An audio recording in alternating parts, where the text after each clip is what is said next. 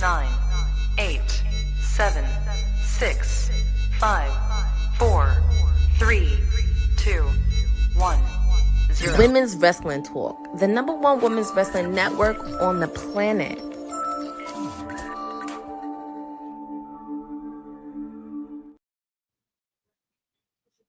One watch along. One watch along. I'm gone for one watch along for 1 week. Go to enjoy a concert just to see the unforgiving shenanigans that ensued last week. I go for 1 week and it all goes to crap. How could we let this happen, guys? I don't know. I don't know how we could let this happen, but it's happened. And we're going to get into more action tonight because we are still on the road to WrestleMania. We have 15 days left. And you already know, if you are seeing my face and we are live on a Friday, it is your sweetest ooze here for our Honey Night SmackDown watch along as part of Women's Wrestling Talk, the #1 women's wrestling network on the planet. Buzz. And welcome, my busy bees of the WWT universe. We got an action-packed SmackDown happening tonight. Not sure what to expect. Not really going into it very enthused. I'm gonna be honest with you guys, but let's just see what happens tonight. Raw was pretty eventful. Yours truly was there in the flesh, and there was a lot of shenanigans that ensued there as well. And of course, we're pretty much going over that now. Tonight we're expected to see Cody Rhodes and Randy Orton under the same roof. Drew McIntyre and Jacob Fatu again. I'm not sure how well that's going to go considering how last week ended. Let's see. We also have Michin versus Rhea Ripley. We also have tag team.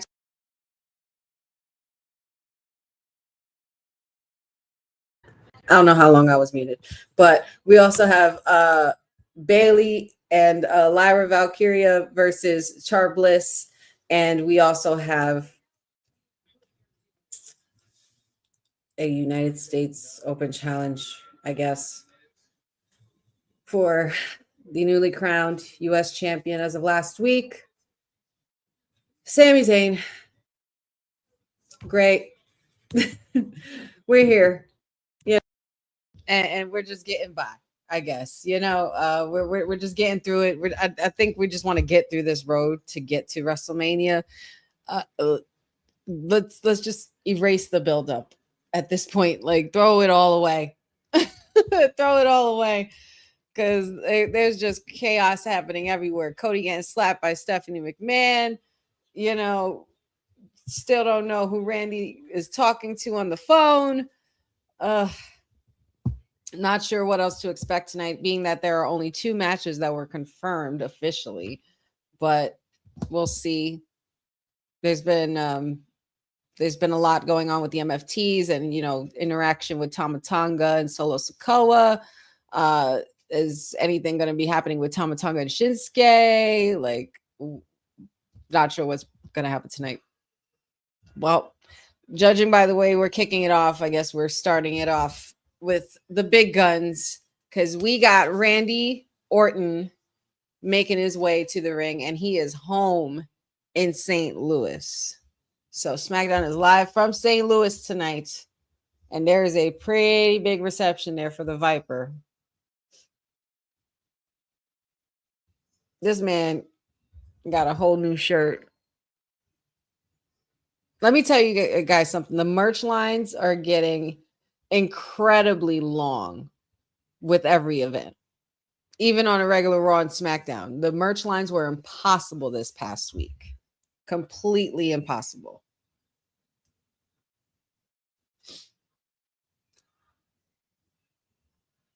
Everything goes to hell when I go to a Raw. I go to enjoy myself, to enjoy a show in my home city. I was born and raised in Manhattan, New York, and I go to MSG. Patrick's like, you should get a ticket and just go enjoy yourself. You definitely want to be there, and it's going to be stacked. And I go there to see Logan Paul get crowned a tag team champion. Wonderful. This week couldn't get any better. Let's hope the night ends better than it than the week was. You know, let's here's hoping. Here's hoping anyway. But the merch lines were extremely long. Extremely long. And they had all kinds of merch too.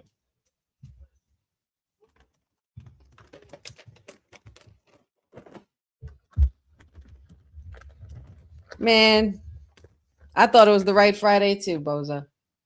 Shout outs to everybody already in the chat. Hope you guys got your snacks and your beverages. And hope you guys are nice and cozy. Because we got 3 hours. Papa Honey gas mask. Special little nobodies. Benjamin. Zach. I see you guys.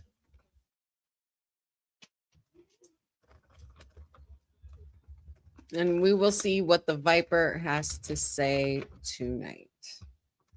I don't know what to expect, y'all. I just don't want to see more brawls. You know? I feel like we've seen enough brawls as it is. And enough people going into announce tables. Enough. The shades are on tonight, guys. Sorry. The shades are on tonight. Honey is upset.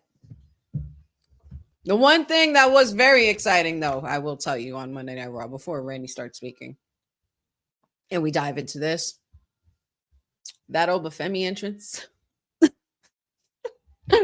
listen, was a thing of beauty. Music to my ears.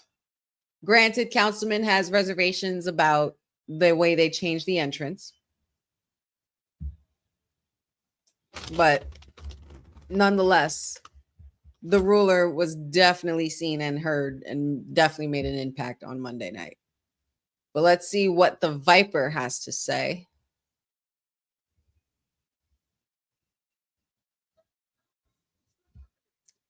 So St. Louis, Missouri, what do you want to talk about? I know what I want to talk about, Randy. Who you been talking to, bro? I want to know. The people want to know. We deserve to know.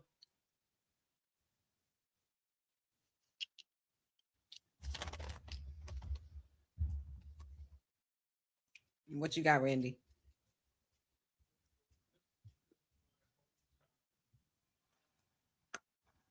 Yes, this is your hometown. It's crazy because this man beat the crap out of the Universal Champion. Biggest baby face in the business right now. And people are still cheering this man. That's some veteran shit. Okay. He's like literally a vigilante. He's not, there's no right and there's no wrong. It's all about perspective in this case. Not for nothing. We've been seeing Randy Orton eyeing that title for years now. Ever since he even had Cody lifted up at WrestleMania 40, Randy always had his eye on that title.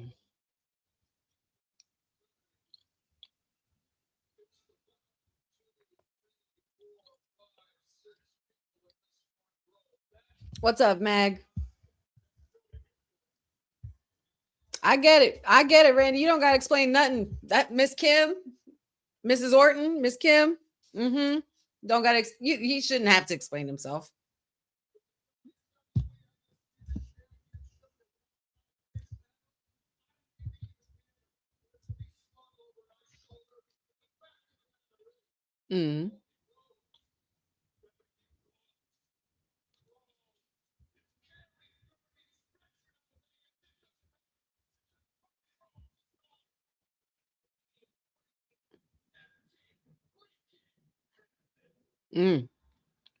He's going empty-handed. Don't matter how he's leaving. Cody's leaving empty-handed. He said he doesn't even care if he gets stretchered out. Sheesh. That is crazy work.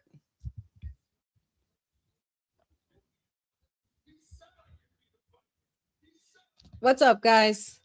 Doing well, doing well. Hope you guys are good tonight, too. Just getting into the shenanigans early.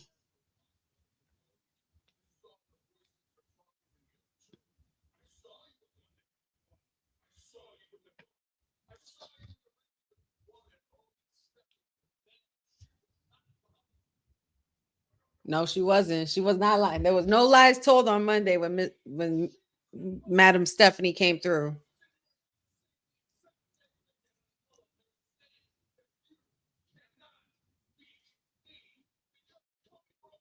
Ooh.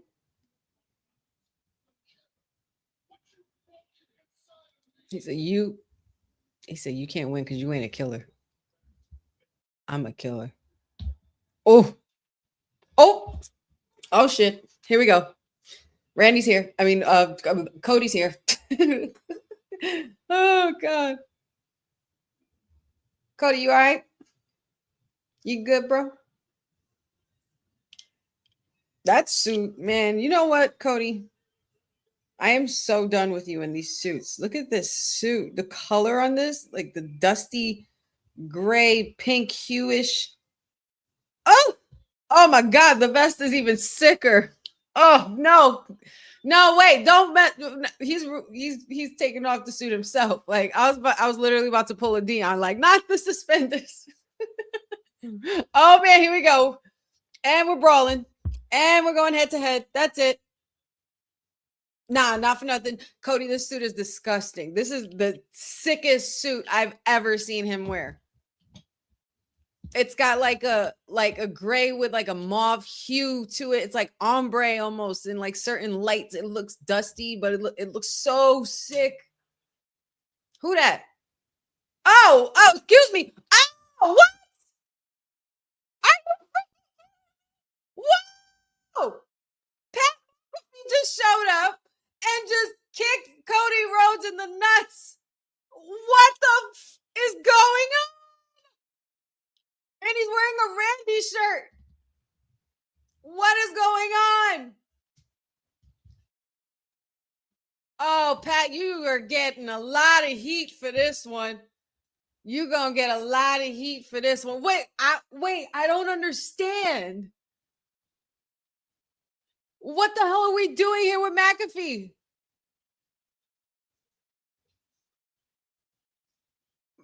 Bro, what? I'm so confused. I'm so confused. He has a mic in his hand. What's he going to say? Oh, he just knocked him with a chair.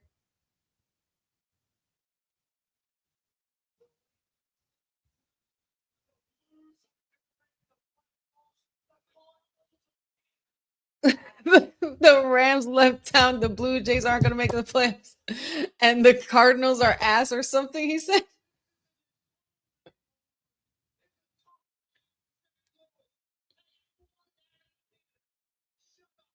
Oh.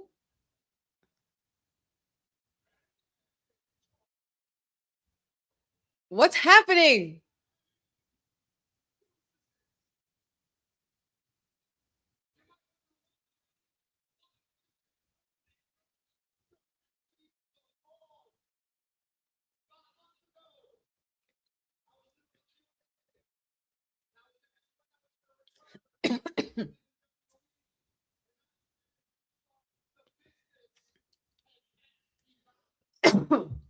Excuse me?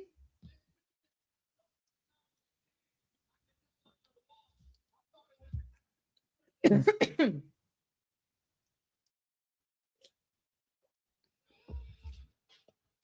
they're just beating the shit out of him.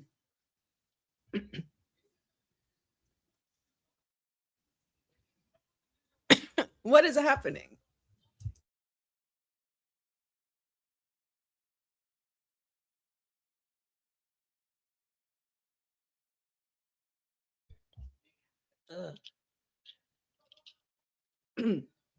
Pat, you're talking too much. What's going on?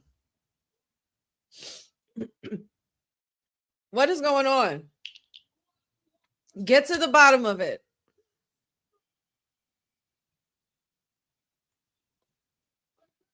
He's just saying attitude error quotes now. He said, if you smell.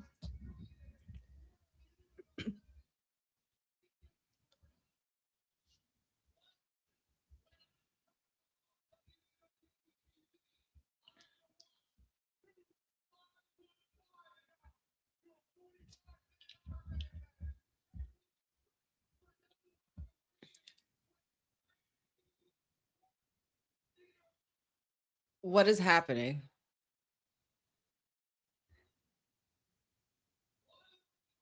I still don't know what's happening.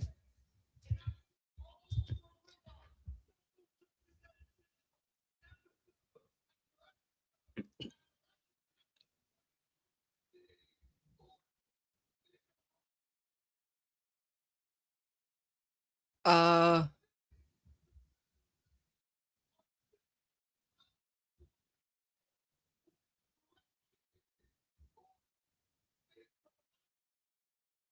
what is going? This can't be the puppet master.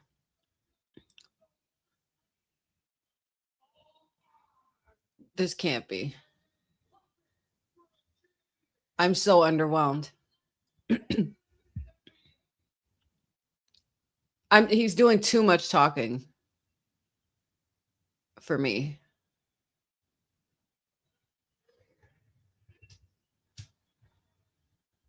And nobody's going to stop this, but what is the point? Yeah. I can't deal.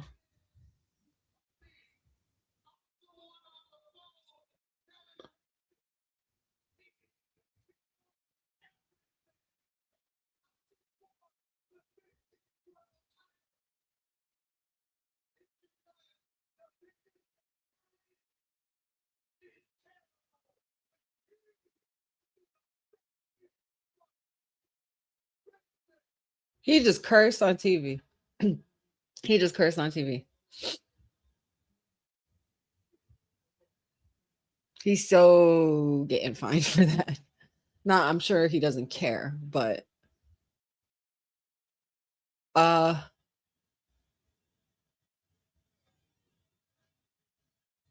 this is gonna come down on a lot. This is gonna come down on Pat and them boys on that show.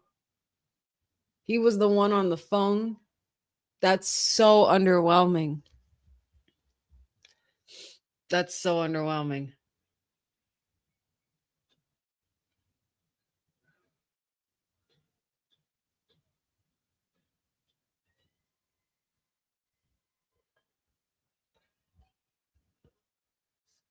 Wow.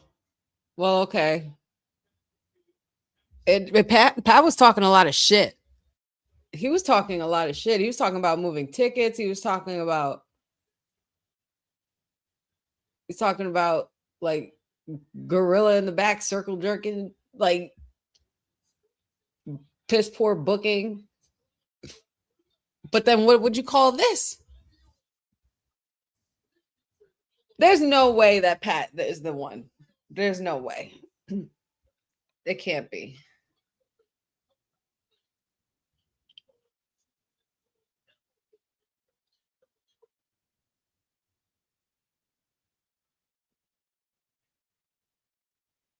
Like,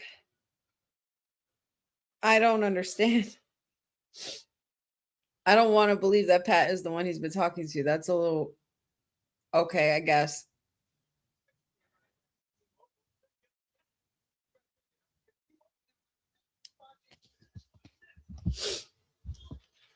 Ugh. Well, chat, I don't know how to feel. I don't know how to feel. Saucy, that's a good prediction. For it to be Stephanie, that was an idea. I don't know. What's up, Jonathan? Good to see you again, buddy. Hey, Aaron. But yeah, I don't freaking know what to make of this. Guys, help me out. Jeff, what's up? I definitely was not expecting Pat. That was a very good curveball because I was initially shocked. That was definitely a shock factor. But I'm like, why Pat? And I feel like there's no way that Randy Orton would listen to somebody like Pat. You know what I mean? You mean it's like all the voices in your head, you're listening to Pat McAfee, Randy, legend killer, going on 15-time champion? Really? Like, not sure what to make of that. Not sure what to make of that. Then again, that's just my opinion. You guys help me out. I'm not sure what you guys think of it. I don't know what to make of this. Definitely a good curveball. I guess that was a shocking moment, but it wasn't like I think the shocking moment was the fact that he kicked him. I was just like, what the hell's Pat doing there? And then now, you know, but I don't know. I feel like there should be something more to this. There's no way that it's Pat. There's no way that Pat is the person.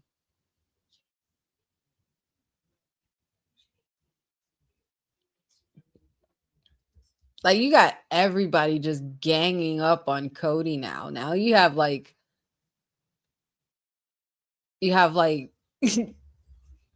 people like literally like sick. Like, it just seems like what they're trying to show us is that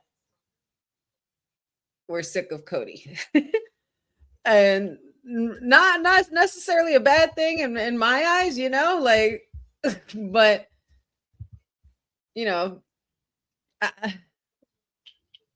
being one who didn't want him to finish the story in the first place, I mean, I guess this kind of should make me happy, but it's the fact that it's Pat that I can't get past. And Pat hasn't been around in a while. I want to know who made that happen, who made that idea. Kayfabe is going to be, man, I already know Dion and Will are going to go the hell off. This is like, no pun intended, but this is unreal. I can't believe. All right. There was so many things going on in that moment. They were brawling. I was getting into the suit. The vest was fire, the color. And then the fact that there was another body in there. I was like, oh, shit. Okay. But then it was Pat, and then he kicked him. And I'm like, oh. That was pretty much the only shocking part about it.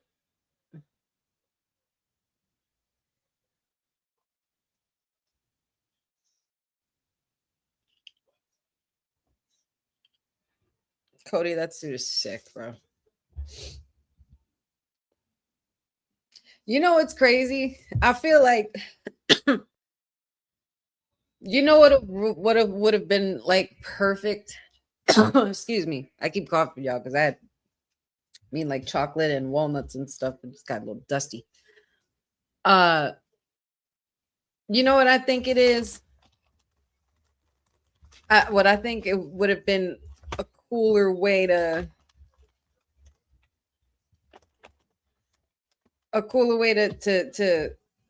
announce who the voices in Randy's head could have came from.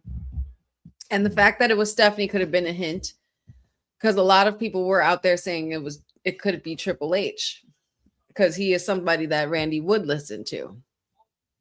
Now, what crazy storytelling would it be if the fact that all of this was orchestrated by Triple H from the jump in the first place to just bully Cody after smashing his throne years ago in AEW? Just saying, what if?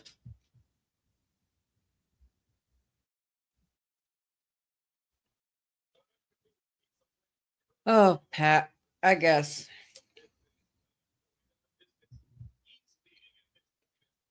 AEW brings back Jericho. WWE brings back Pat McAfee. I can't.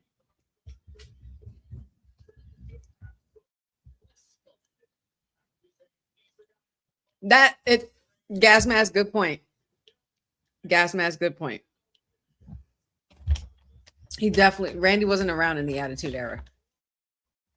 He came in later, like early 2000s, like 2002-ish, towards pretty much the end of that era. All right. One time for the ladies. Mommy is in action.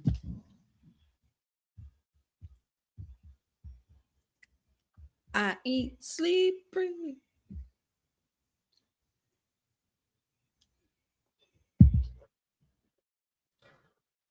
Like, how can y'all not love this woman? How can y'all not love this woman? How can y'all hate on this woman? Imagine hating on this woman and she comes out looking like that and staring at your TV. Imagine hating on that. Absurd.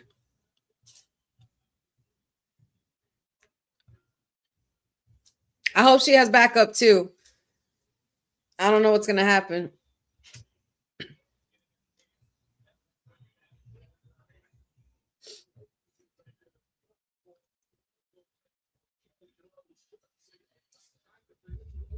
You really, yeah. I still can't get over it. I still can't get over it. I like this is really, it's really pat, y'all.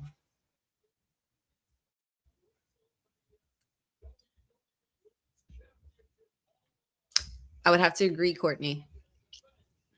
Hope you're doing well, sis.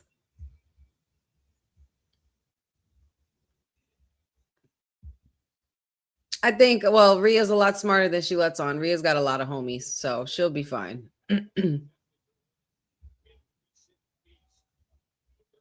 Yes, hair. Her hair is killing it tonight. And that's all her.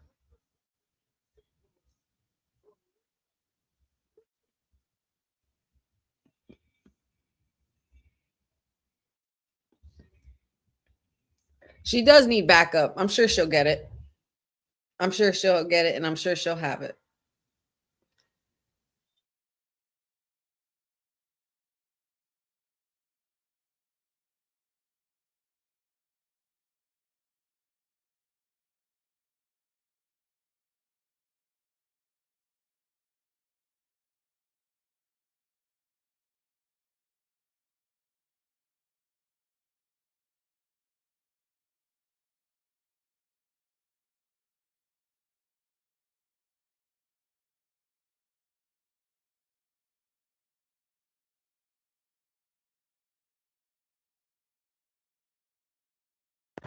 These girls are serving looks tonight, and I'm so here for it. The baddies are in the building, y'all. Can we talk about how, like, Jade, week after week, girl, like, say what y'all want to say about Jade. That girl pulls a look every time. Every time. And here we go. Bell rung. Let's brawl, ladies.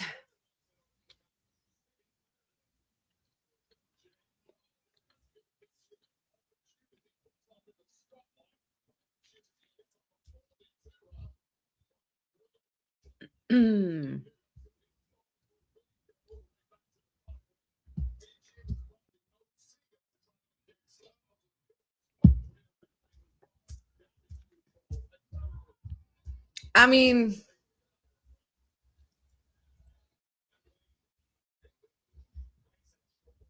I get. Do we want to really? No, man. I don't want. Don't let it be Io or Kyrie, like, and Kyrie, like I don't want. No, I'm not sure who would have to be, but she might get jumped again. Just know that, guys. Well, there she is. Come on now. You see what the look, and you know what? This yellow baby is giving Queen Bee energy, coming to sting. That jacket is sick.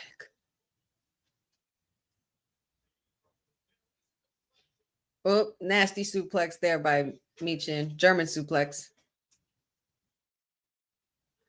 And of course, the Storm, the champ, out there to distract her challenger at Mania. On a scale of 1 to 10, how excited are you guys for that match? Because I'm pretty excited for that match. I'm not going to lie. I would give it a good, like, depending on what happens after tonight, for right now, I give it a 7. 6, 7. Yes, I just did that. I couldn't resist. Sorry. I've been around my niece too much. Yellow is actually one of my favorite colors. Obviously, honey. queen, you know, honeybees and stuff.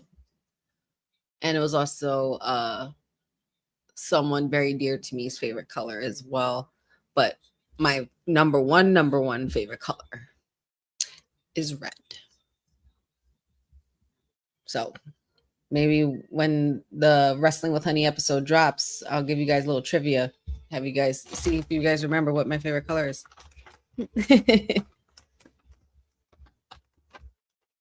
7 or 8. I could see that. I see a couple of 8s in the chat too. What is your favorite color, Aaron? If yellow's not your favorite color, then what is?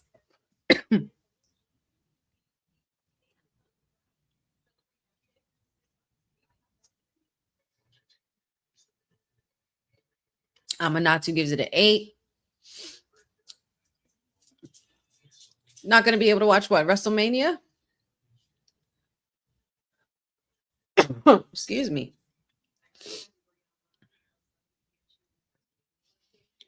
Well, I think Rhea's a lot smarter than she lets on. I mean, Rhea's done the traveling in pack thing before, you know. We know how she's worked with others, and now this is kind of like the flip of the coin on that, so to speak. Because now it's Jade, who is no longer in a big 3, but has created her own big 3. Where now she has baddies doing her business for her.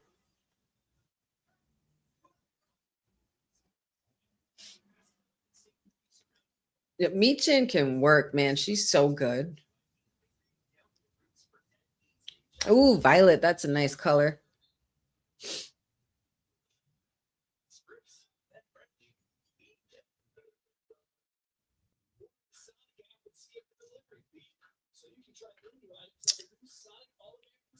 Of course, WrestleMania is going to be in Vegas. I can't believe we're 15 days away. It feels like the longest dragging buildup ever. I feel like I could still feel. Oh, Zelina!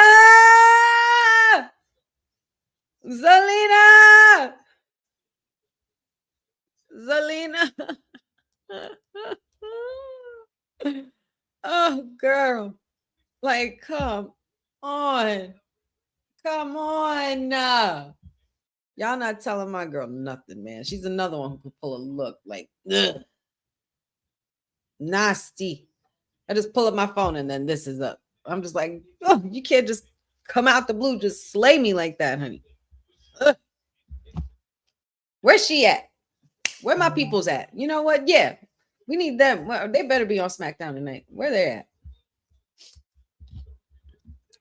Michin is giving Rhea a run for her money. I tell you that. Jade, this look is you.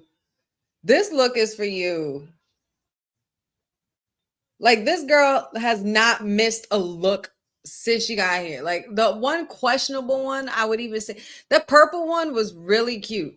The fur could have been a little less, but it was still essentially gorgeous. And it was just like, so like, ugh.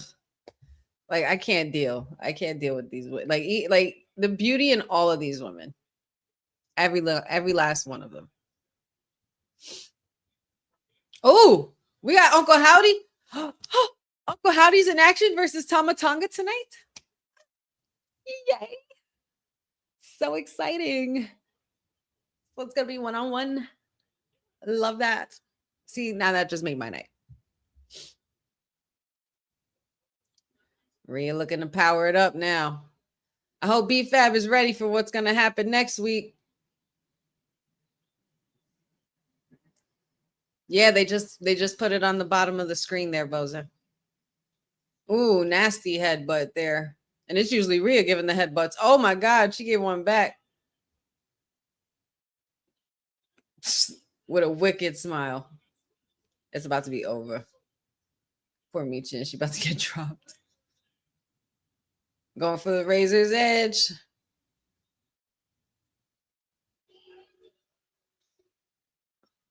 Oh. Got a little shaky there on the razor's edge, but it was executed.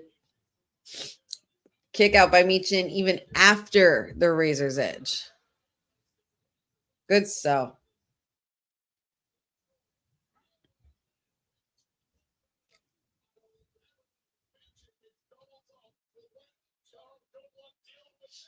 Well, she didn't. Well, she didn't land on the neck.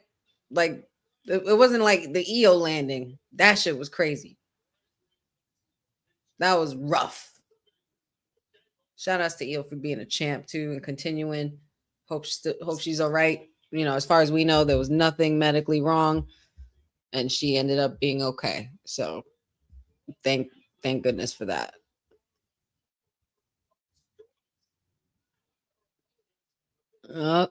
Michin, you're looking a little weary here. Oh.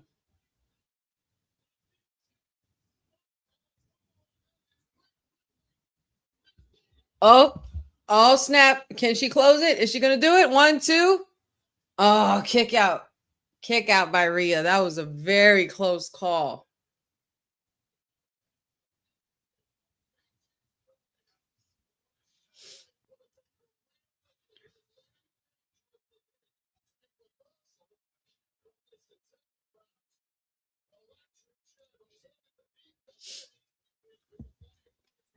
Yeah, Jay's not liking the look of this, but oh wow. Powerbomb to Rhea.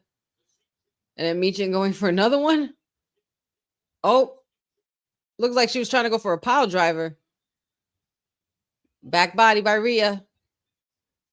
Oh, snap. Oh, that's it. It's over. Someone's tapping or someone's getting interrupted. BFAB, don't you dare walk in there. That's the tap. There it is. She's just staring down Jade. And there it is.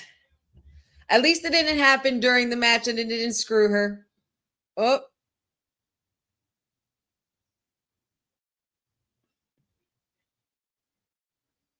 Oh, come on.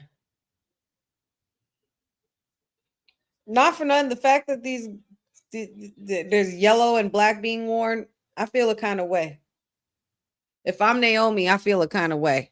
Just saying. Just stirring up the pot, a little bit.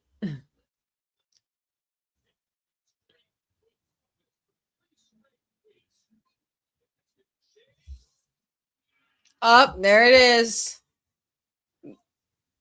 Told you Rhea's got friends. There is Io Sky making her way to the ring, and she is pissed. I love her little tube tops with the fluff. Like, I can't take it. She's so cute. Come on now. Ugh. All dressed like a Japanese Spice Girl. Let's go. Come on now. Yes. Love to see it. See, we didn't get, and all we needed was Io. It didn't need to be any more than that.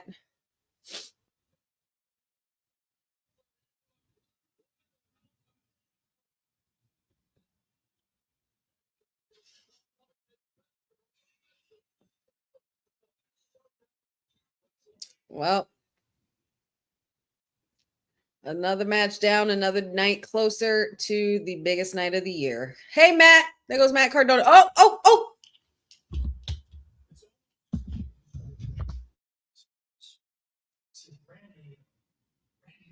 Alistair, did you cut your hair? You cut your hair like how you had it when you first got here.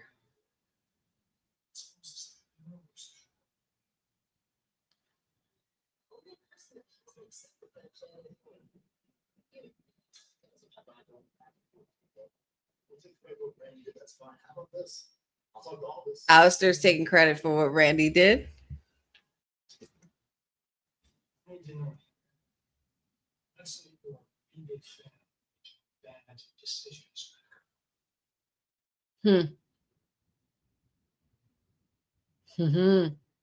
Ooh, that's a match I want to see. Give me my first pick and give me my friend. Give me my friend. Yeah, my friend.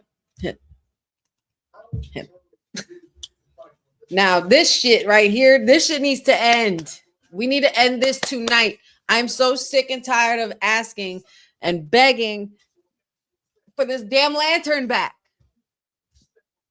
Wyatt 6, if you notice, hasn't been around. Hasn't even been the same since. Sick of Solo.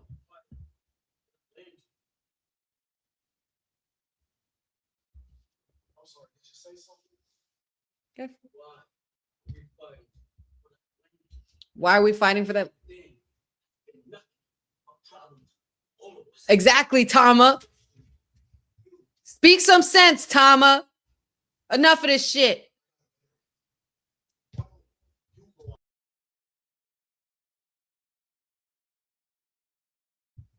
Fuck out of here. Oh, he's going out there alone. Oh.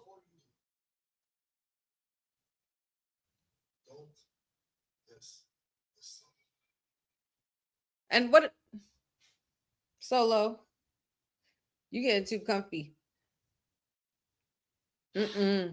So, oh, we're next. We next. Wyatt 6 is next, baby. Wyatt 6, Tama Tonga versus Uncle Howdy. And Tama Tonga was speaking a lot of sense. Talk your shit, Tama, because it's nothing but the truth. Why are we fighting for a lantern? We were built upon being a bloodline that had to be that wanted to reinvent itself and build an extension of a bloodline with a bigger reputation. And all y'all had to speak for yourselves is what? The tag team title? And a lantern that doesn't even belong to you, and a lantern that has given you nothing but problems. Like Thomas said. Thomas said there'll be days like this. There'll be days like this. Thomas said. He called it. Oh, God. Like, yeah, man. Like, exactly. Like, why are you guys fighting for a lantern? This is like, it's not even your lantern to be fighting for. Or, you know, or is this supposed to showcase the darkness of the lantern and how it can get you consumed with power? Because that's kind of working. I'm not too. I know you cracking up. I know you cracking up. It's about to go from Timu bloodline to Tama bloodline real quick. If Solo don't act right. Solo could go solo if he wants to. But Tama said there'll be days like this. Tama said. Yes. Yes, I'm not too. See, this is why we're right, girl. This is why we're right here. I have a feeling like you and me were little rascals in another life. Like, I have a really good feeling about that. Because the shit we laugh about on the chat in the chat, and then even in like in you know chats via socials, like crack me up, girl. Crack me up. Shout outs to you. Oh man. All right. Well, just like that, it's about to be 9 o'clock. We're already our first hour in. It kind of doesn't feel like an hour went by. But so much shit did actually happen. So, okay.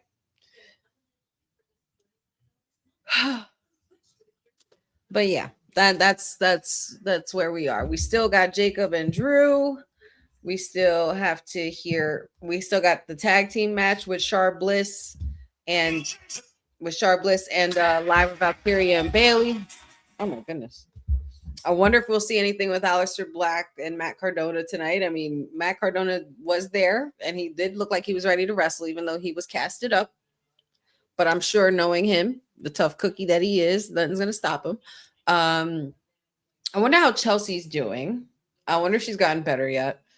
Or when is she plan to be, or expected to be recovered by, at least. I'm not sure. But then that's right. That's why I forgot what else we got, because it's Sami Zayn and the United States title open challenge. So, but yeah, so we have those two things still left. Those three things left still, and a bunch of others. Who knows what else is going to happen? But next up, after this commercial, when we come back from this commercial, we have Tama Tonga versus Uncle Howdy. So who you got, guys? I know who I got. You guys don't got to ask me who I pick. You guys know who I pick. Who do you pick? Let me know in the chat.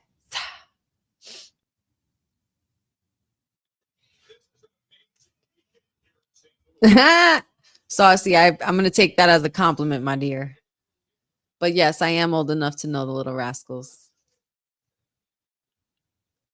The 90s one and the originals, because I had the VHS tapes, and that is courtesy of my parents and grandparents who put me on to, the right stuff. But yeah, thank you for the compliment, though.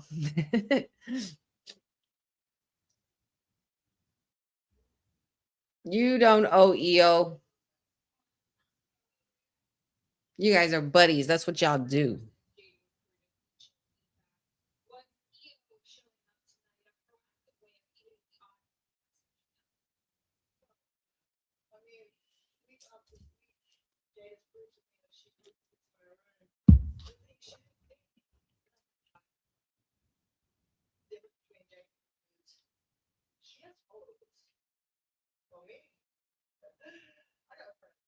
She said, Jay got followers. I got friends. I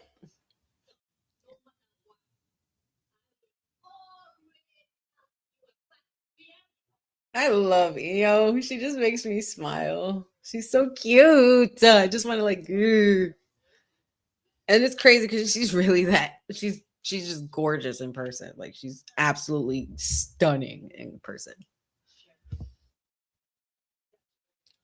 Let's go, ladies. We out. Rio out to celebrate tonight after a great victory. There he is. We couldn't even get the song tonight. We skipped Bray's song. Like, that's a thing.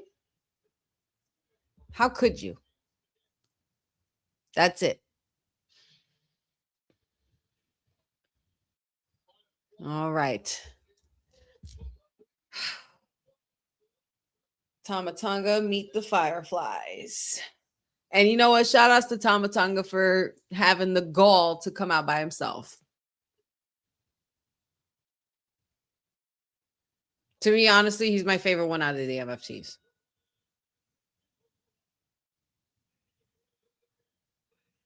And he's the toughest one. Like, think about what we're watching right now, y'all. Tomatonga versus Uncle Howdy. Like, this is like generational shit. It's so cool. Even when without realizing it, you're literally looking at generationally born sons of the business.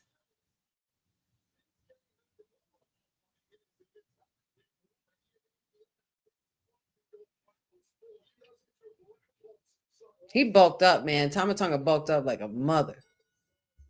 Because that's not how he looked when he arrived. They're trying to shape him for heavyweight work. Oh, Howdy trying to go for that mandible claw early.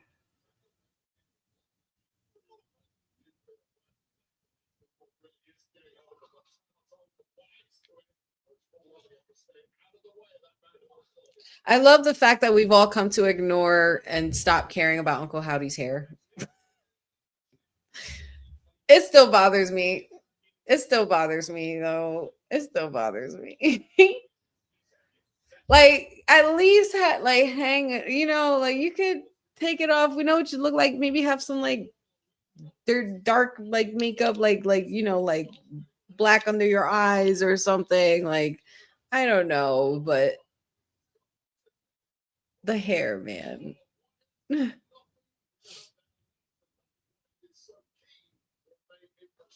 What's up, Lynette?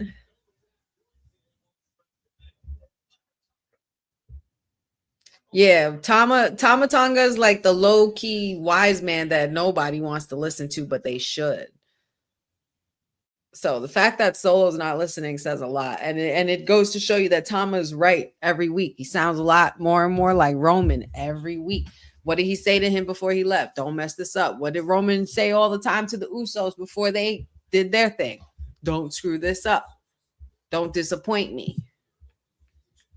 And my thing is if I'm Tama, I'm looking at Solo like,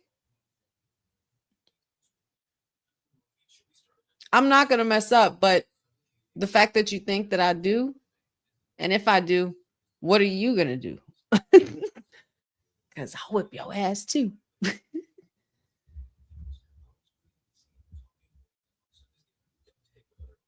Everybody's pissed off about Pat McAfee. See,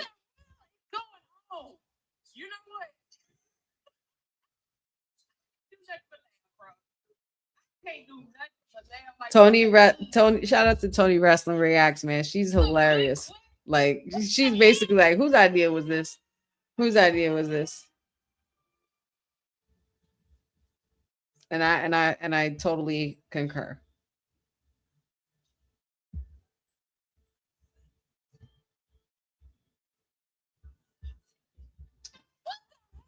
He says, what the hell?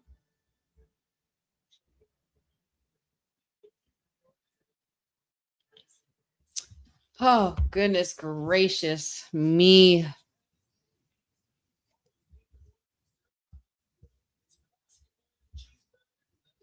I did not see that Julia has a match or anything like that. Nothing was announced as of yet. As of right now, we have Uncle Howdy versus Tama Tonga.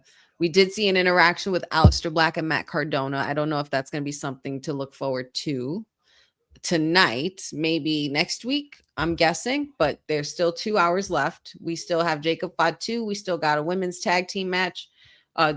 Jacob Fatu and Drew McIntyre. We have a women's tag team match, and then we still also have the U.S. title challenge. Yeah.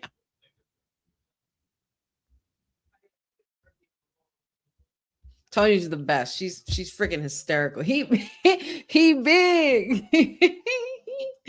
You know when Ova comes out, but her reaction is basically like practically all of us about Pat McAfee. Like, I still don't know why we started with that.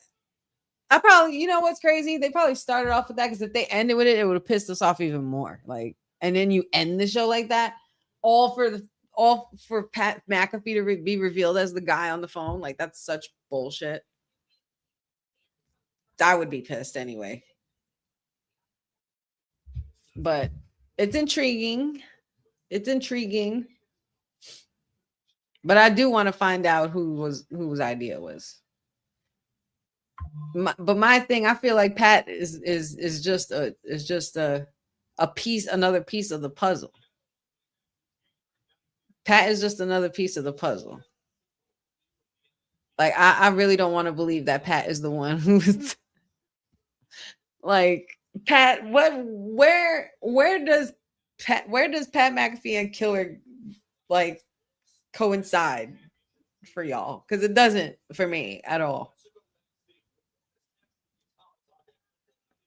Well, in Randy's hometown, true. Good point. Good point. Ring King Wrestling Podcast. No way.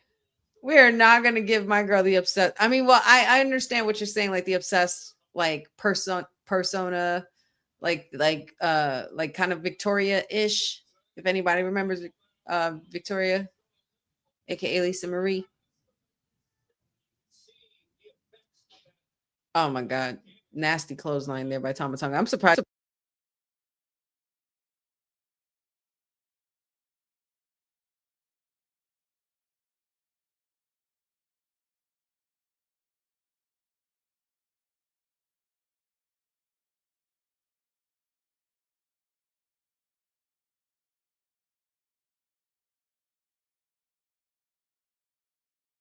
That's not like, I could use a t-shirt that like a wrestling t-shirt that's not all black. Maybe I want that that Roman Reigns one, that 2021 throwback tribal chief one.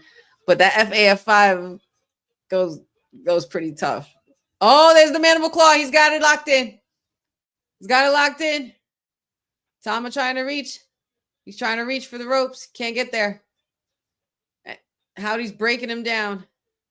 And here comes Solo with the lantern in hand. At the end of the day, Howdy doesn't care about winning this match. Howdy wants that damn lantern. And not for nothing, Tom is going to feel a kind of way because he told Solo, I'm doing this by myself. I'm going alone.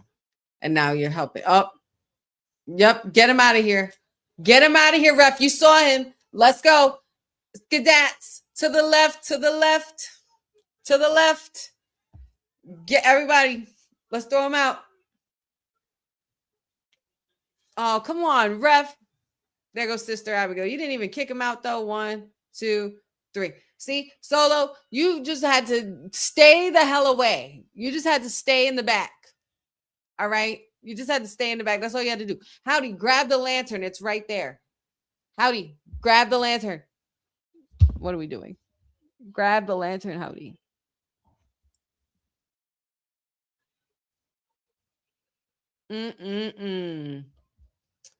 Looks like Solo cost his family member. See what happens when power consumes you?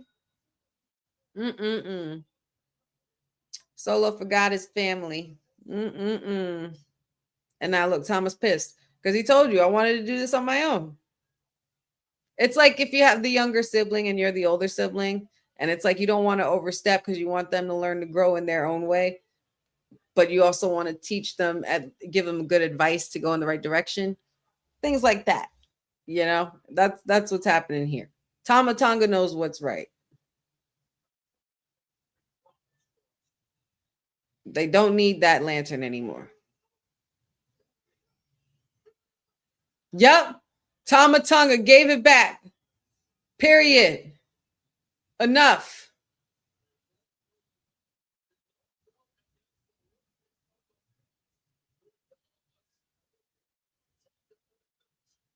Oh, I'm here for this, Tama Tonga. I'm here for this.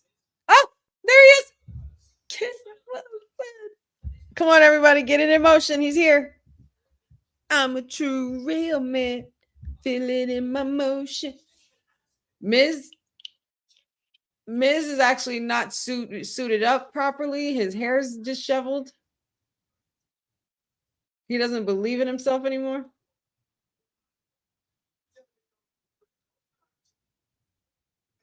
Oh my God, R-Truth. He said, tell Nick Aldis his card declined after mentioning a hot tub.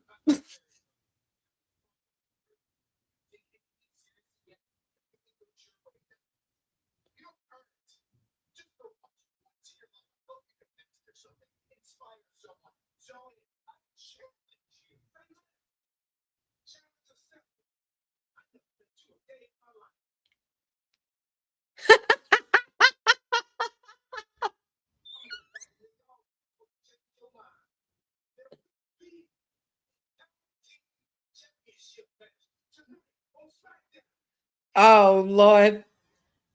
He said, I challenge you to master something, inspire someone, and zone in. I challenge you. And he's saying he challenged him to a match.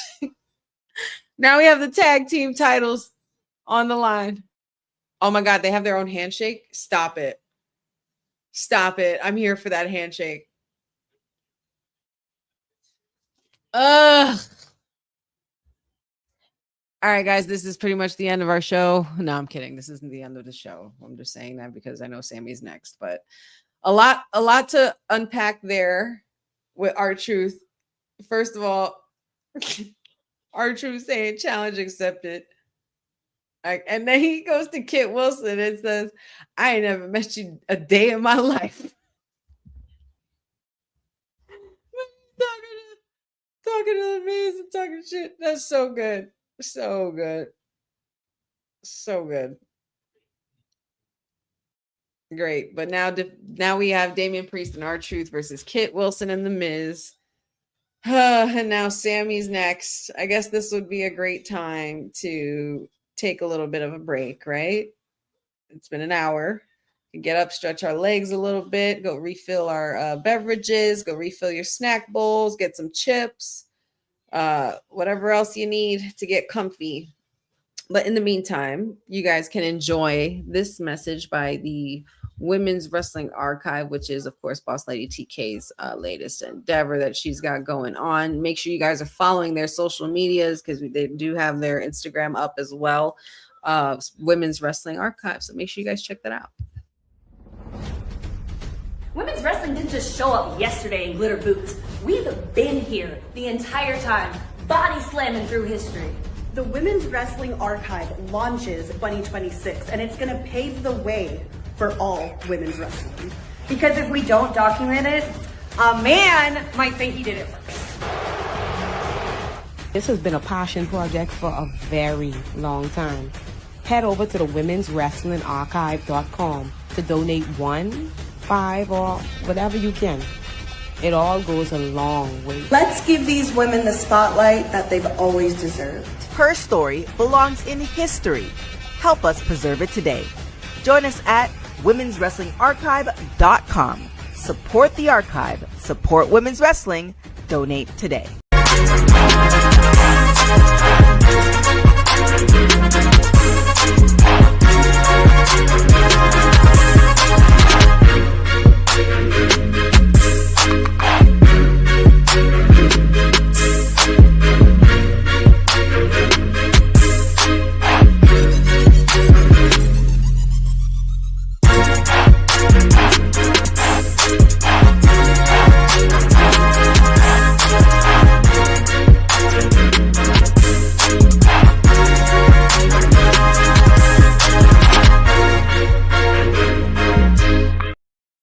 womenswrestlingarchive.com. Make sure you guys go check it out and support to help us preserve the legacy of women's wrestling for generations to come, past, present, future. $1, $5, $10, $20, $100. Any donation would help. Oh boy. And here we are, another night. Second hour to go.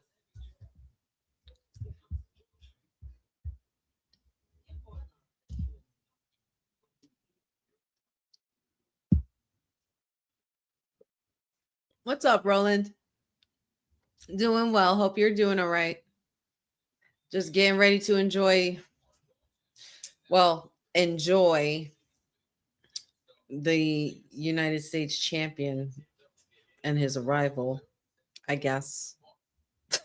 I can't believe we're here with Sami Zayn, man. After all of this, after beating Gunther at WrestleMania 40, like this is where we've ended up with Sami Zayn after all of this. After Usi, after the conspiracy theory, after all of that, the honorary Us, after the friendship breakup with Kevin and siding with Cody. Don't know what we're doing. And there he is, the Samoan werewolf, Jacob Fatu.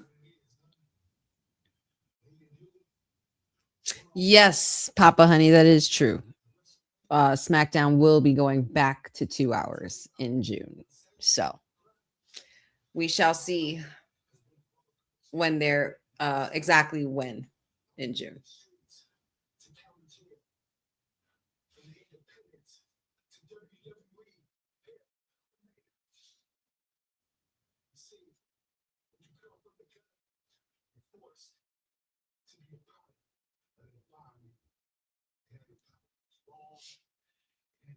Yeah, apparently 2 hours again, guys. I know. I've really thoroughly enjoyed these 3 hours since they've come back.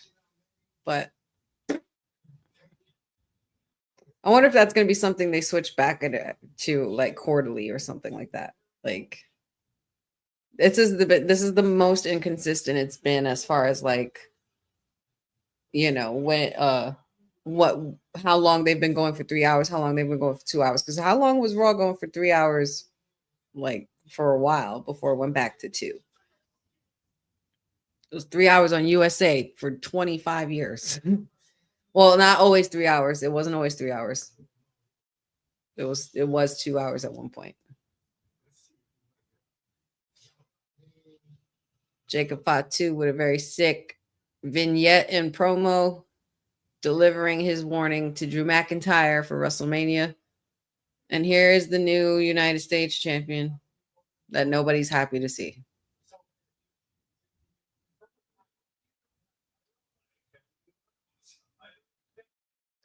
Did he say he heard he has pyro?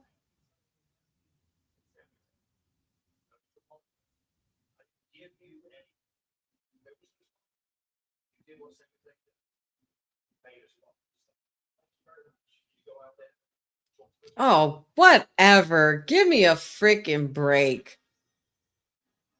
That's right. Play that music. Yup. Play that. I want to hear that. Whoop that trick. Whoop that. Mm-hmm. Uh-huh.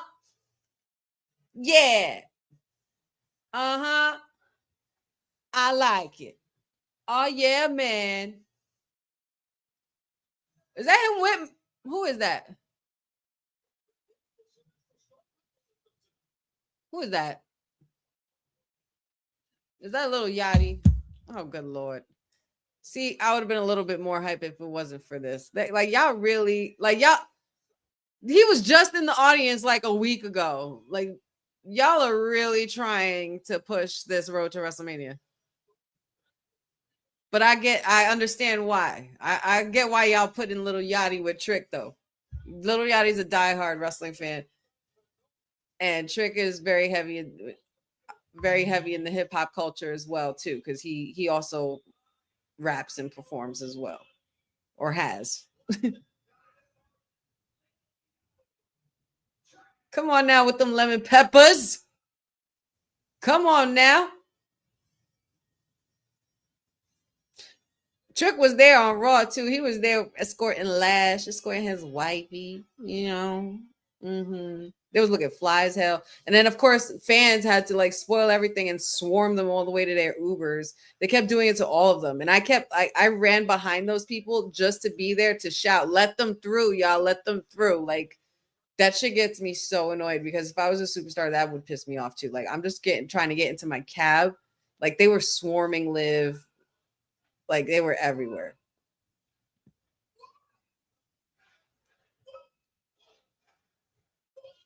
Come on, it would have been better if it was Booker T. Why couldn't you bring Booker T out with Trick? That would have been even better. Ugh. If Booker T, not even if it was Wade, Boza, if instead of Little Yachty, you bring out Booker. Come on now. So he could do his ad libs with the song. Oh, yeah, man. Let's talk about it.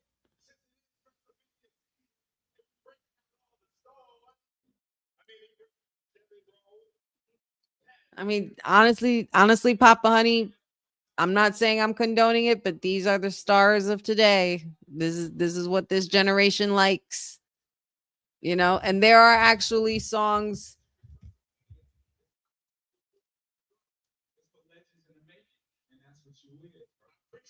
And I mean, I understand.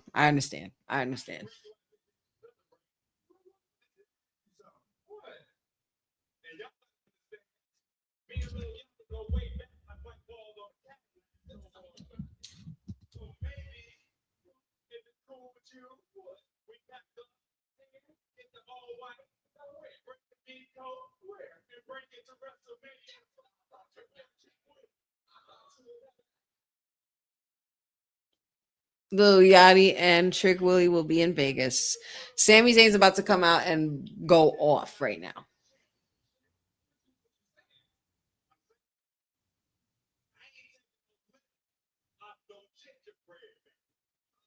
He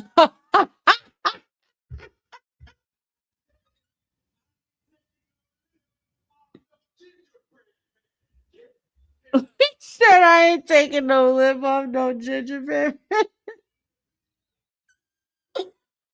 Oh shit. Oh shit.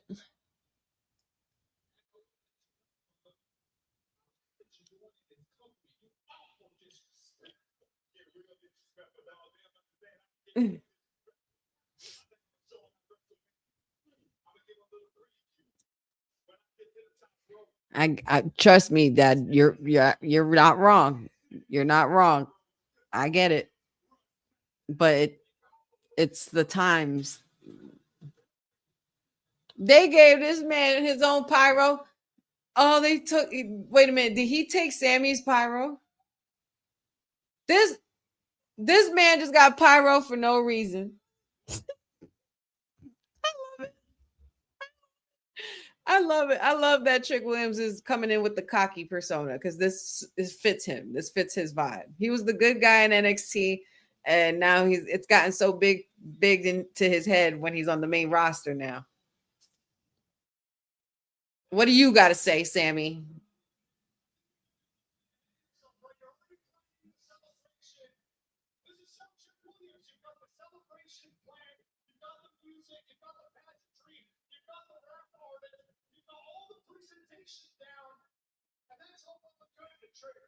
But you don't have a title.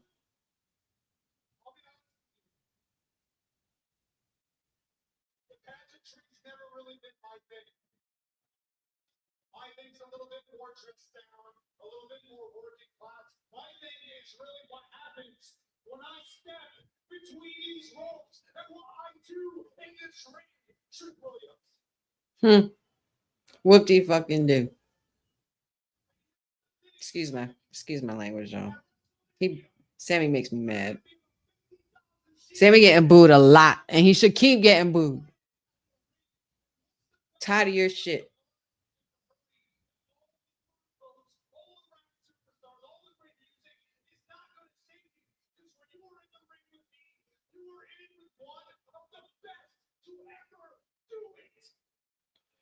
Oh, I thought you were an underdog. But now you're one of the best to ever do it. Make up your mind. Make it.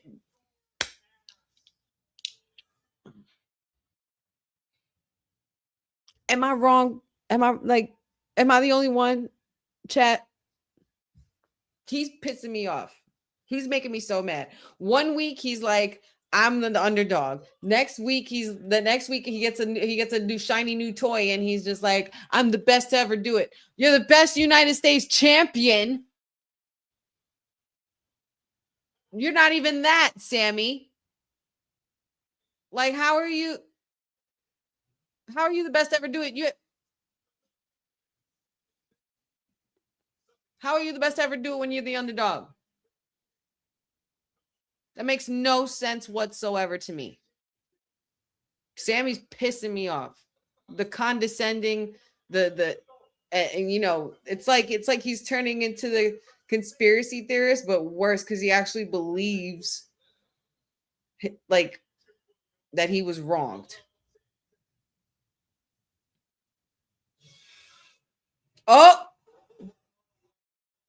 shit.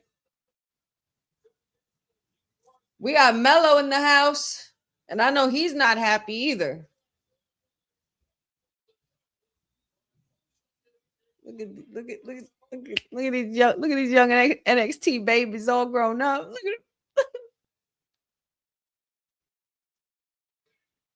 Former US champion right there, y'all. All because they don't want to put Trick and Mello one-on-one just yet.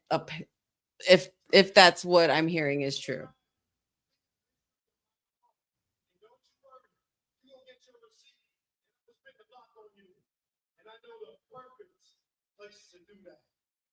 Mm-hmm.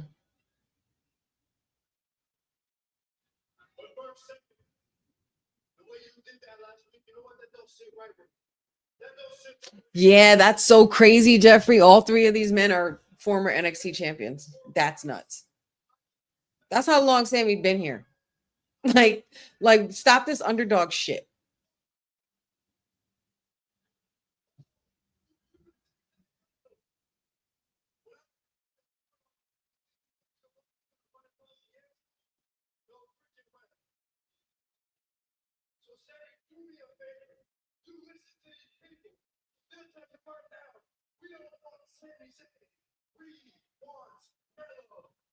You damn right we want Mello. We want Mello. On cue. Mello deserves his rematch. Come on, triple threat. Mr. Best to ever do it.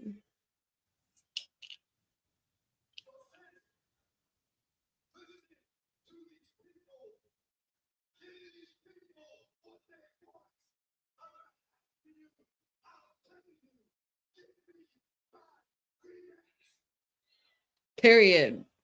Melo's not playing. Mello is not playing tonight. Trick is stupid. I hate Trick. Already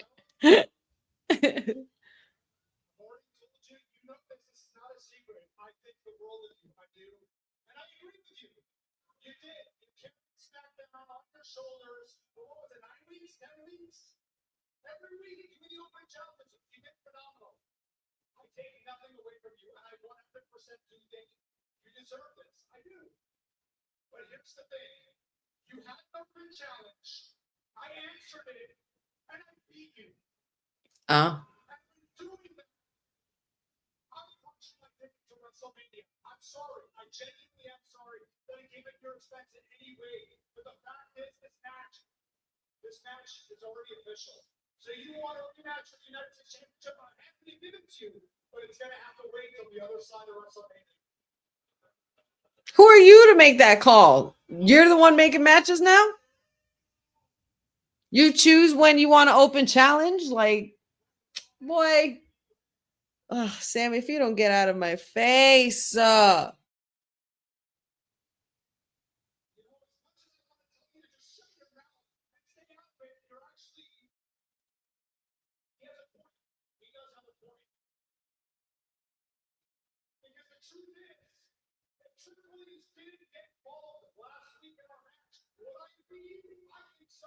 Is that what he called them? Ginger ale? Oh, no.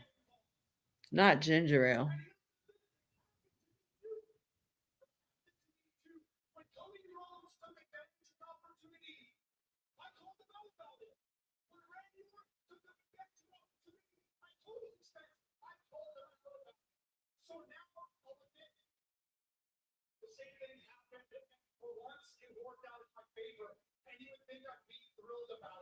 For once, it worked out in your favor. Shut up, Sammy. Shut up. You know what? I'm done. Cut this. Get this off. Mello, knock him. Trick, bop him. Hit him. Kick him with the lemon peppers. Somebody do something. Do something. Because I am so done hearing this man talk. I am so done hearing Sammy talk. Like, shut the hell up. Like, what are you, boy? Like, Sammy, at one point I was rooting for you. At one point, I like feel like damn Tyra Banks. I was rooting for you. We were all rooting for you. Damn it. But you want to go ahead and get greedy and then call yourself the underdog. Then you call yourself the best to ever do it. But then you're also making the matches. Just make the damn match. Hurry up. Get this segment over with.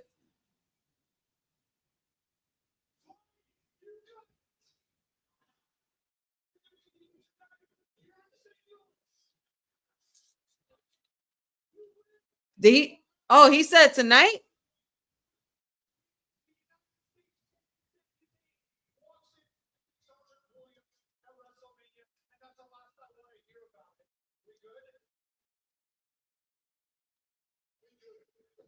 I ain't shaking your hand. Right. Thank you, Mello. We good. That's all you had to say. All you had to do was agree.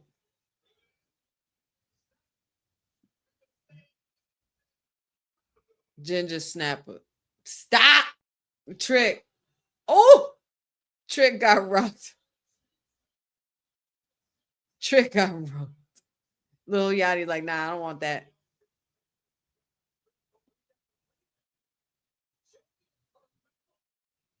I guess. Well, we got a rematch tonight then. What's up, Frederick? I haven't seen you in here in a minute. All right. Tama, stop playing with this man. Tell him enough. Period. It's done.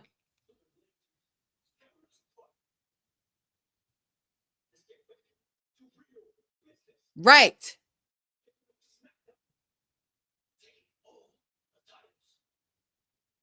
Come on now. Like, what have we been doing? Like, y'all just been bullshitting. You're damn right he's right.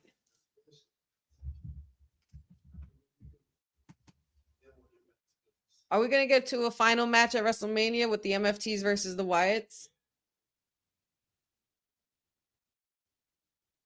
Why are you looking at Tama Tonga like that? Oh. Huh? My friends are coming. My friends are coming out. Hey peeps.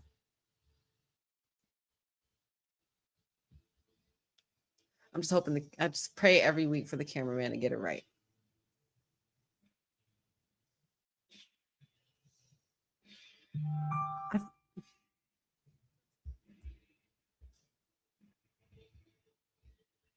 I missed the way that. Let me shut up. Ah, okay. Okay. I see what y'all did. That was better. Come on, you pirate witch. Zelina. Girl, you look good.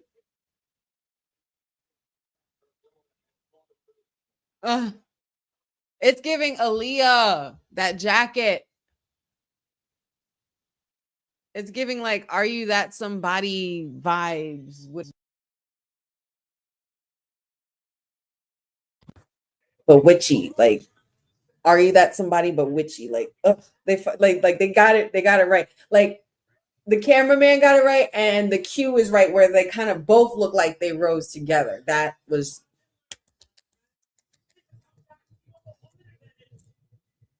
I love y'all.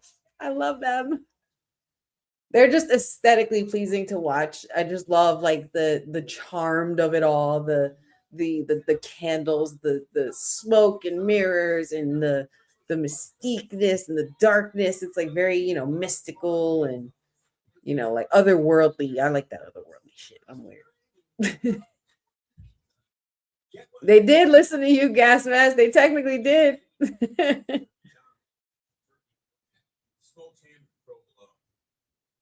I don't want to talk about it, Bozo. I'm still upset. I still don't know what to make of it. I still don't know what to make of Pat McAfee being this puppet master. And it sucks because, like, why would you even call him a puppet master? Like, you're Randy Orton, you're the legend killer. Like, Randy ain't no puppet.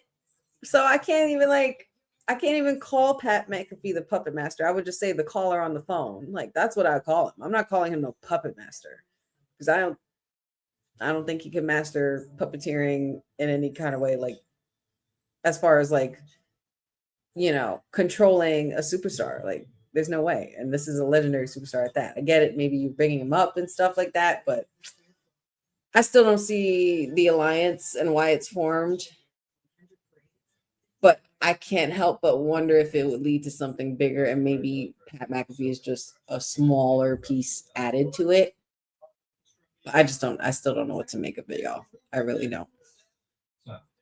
It's us from our deli fresh.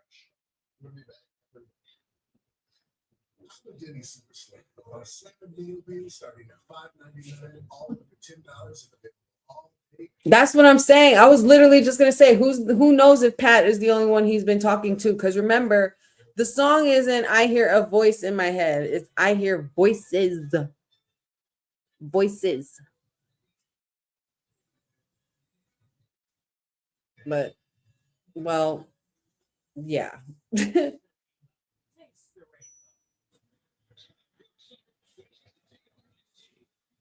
I don't know if Tama Tonga is getting kicked out soon. I think there's going to be some misconstruity between the MFTs. It's just about how it's going to implode. Or is Solo going to have the tribal chief syndrome? And is his family going to turn on him and leave him?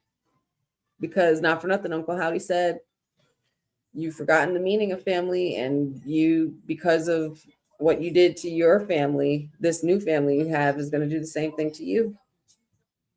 So, and yeah, we saw the look Solo gave at the end, but we also saw the MFTs look at Solo. Three different looks were happening. If you guys go look back, the MFTs looked at Solo too. But I really hope that the MFTs, like who they are as a whole, like the four of them at least, don't split up. We can't have Tongaloa and Big Tonga by themselves just yet. Sami Zayn risking it all for the United States Championship on the line against Carmelo Hayes tonight, officially made. We got Matt Cardona versus Aleister Black up next. And I'm sorry, but my number one pick's going to be taking another fall tonight, especially because you're already weakened with that cast, my guy. It's not going to bode well for you. It's my number one pick from SmackDown, guys.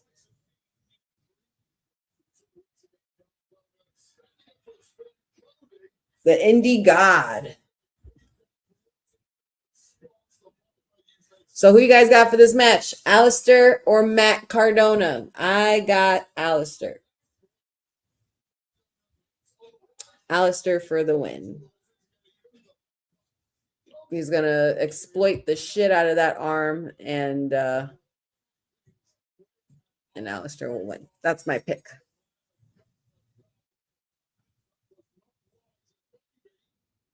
Papa Honey says Matt Cardona. Well, he's barely been on TV, so he hasn't been able to do much to impress. Like he's he was here and there. The whole point is just him being back. They already got a lot going on with the main title pictures right now. They're not just going to shoot him into that title picture. So most likely afterwards. Mr. Vega for the win. Aleister, let's go.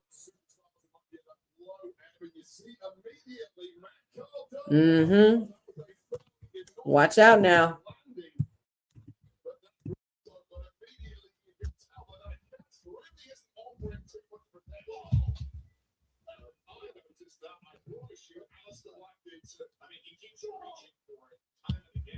Aleister is very smart, very savvy, going after that arm, trying to exploit that weakness.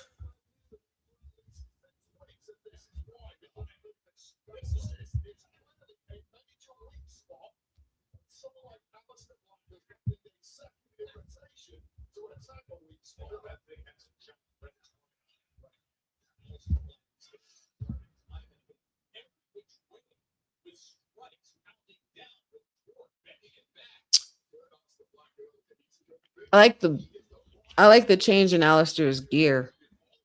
Like it's got like that greenish, bluish, hueish, like snake skin kind of like scaly look. Ugh. Nasty clothesline there by Matt Cardona. Zelina, I'm gonna need to find out where you got that coat from, girl. Because that coat is fire. It's giving like a dark Trish Stratus kind of jacket. I used to love when Trish wore those jackets, those long cardigan jackets. It would just flow with her big go-go boots.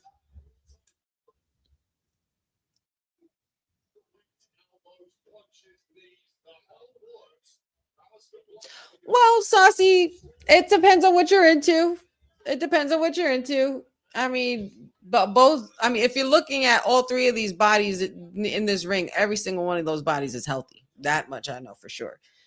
As far as who has the better one, I wouldn't say anybody has a better one because they all have great looking bodies. So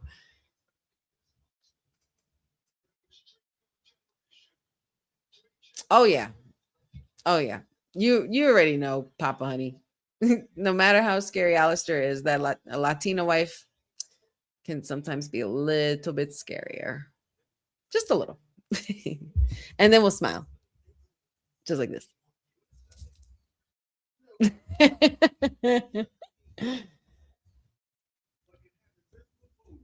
I literally just saw that.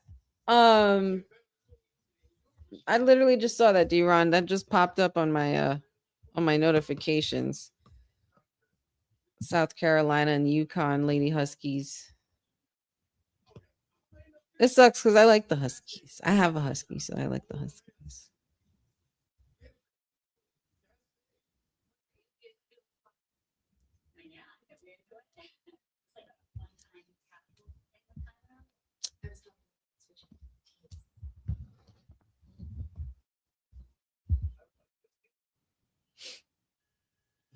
Why was it Pat McAfee? Can y'all, has anybody figured out the answer yet? Why was it Pat McAfee? There's so many other things that they could have done. Why wasn't it Pat McAfee? Ugh.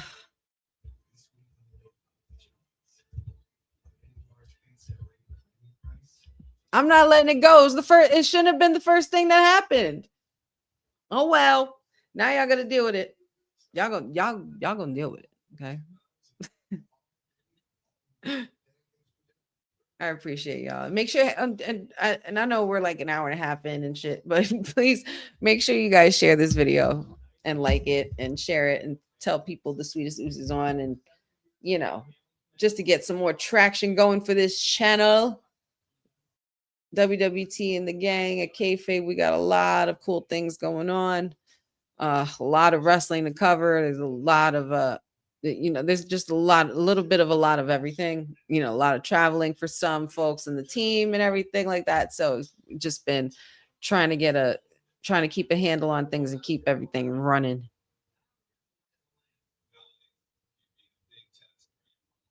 Yeah, thank you, Benjamin. That's the perfect way to put it. A smoke screen. That's what I feel like Pat is. Pat is the smoke screen. He's a scapegoat. There's something else there. There's something else there. Wasn't he the one who called? Wasn't he there when The Rock turned on Cody? Or excuse me, when Cena turned on Cody? He was there. That's so weird. It's like Cody can't. I'm not gonna say poor Cody because I don't feel bad, but Cody can never catch a break either. Like between Cody and Drew McIntyre, these two have not caught a break the last few years. Cody especially, because before WrestleMania, this man gets battered, slapped, and kicked in the nuts before we even get to WrestleMania. Yes, I do think they're gaslighting us. I do think that Pat is the gaslight. Yes.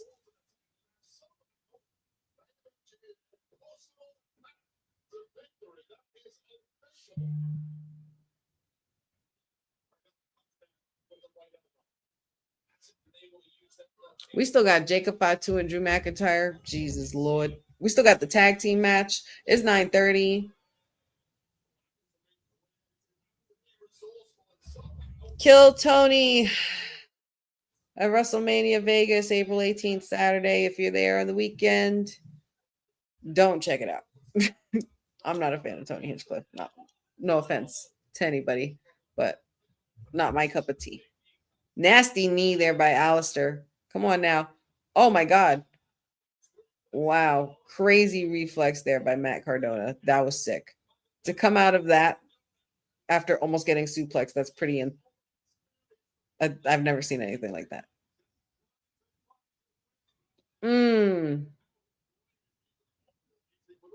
Nasty kick to the face.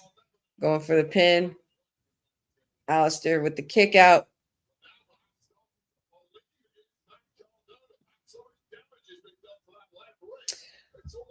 The rapper that was with The Rock and Cena was Travis Scott. Unfortunately. Papa honey, not you. It's the comedian Tony Hinchcliffe.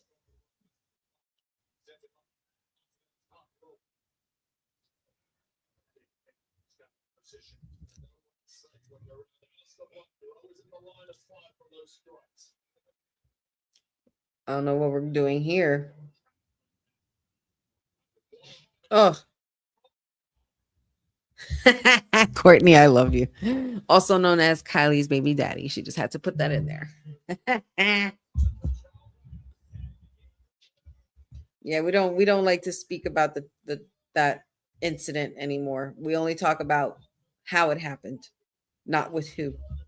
And I'm so glad he's not part of this shit either. So glad. We don't need you.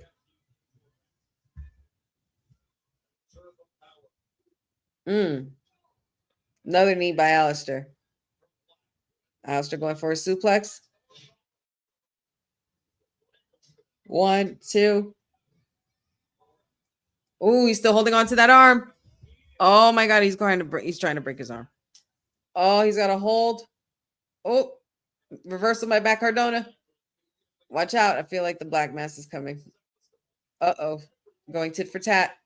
Blow for blow. They're pressing square. Gotta make sure they get it to the green line of the circle. If you guys know the game. Unless that's not how they do it in this game. I don't have the 2K yet. But if any of you guys have it, let me know what if that's still a thing. Oh, boom, and there it is. Oh, Matt. 1, 2, 3. Thank you, Jesus. Thank you for having my boy winning this shit. Yeah, I needed a good win, especially after that Sami Zayn segment.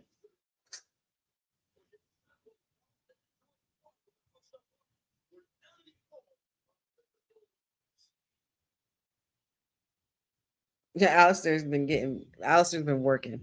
Alistair's been working. That was a good black mass too.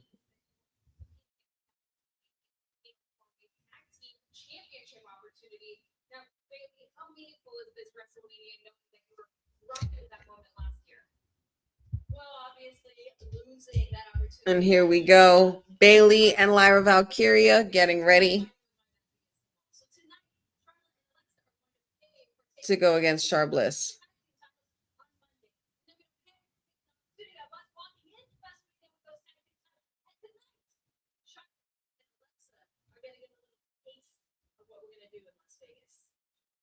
I'm just gonna say it. Charlotte and Alexa's friendship. If they had been through any of what we've been through this past year, there's no way they could still be saving today. Also, this WrestleMania is about more to the friendship or even gold. To me, it's about making up for what happened to Bailey last year. Is it me, or does it seem like when either one of them talk, whether it's Bailey or Lyra, when either of them talk, the other one is looking around like, like they're not, like they're like, yeah, okay, you know?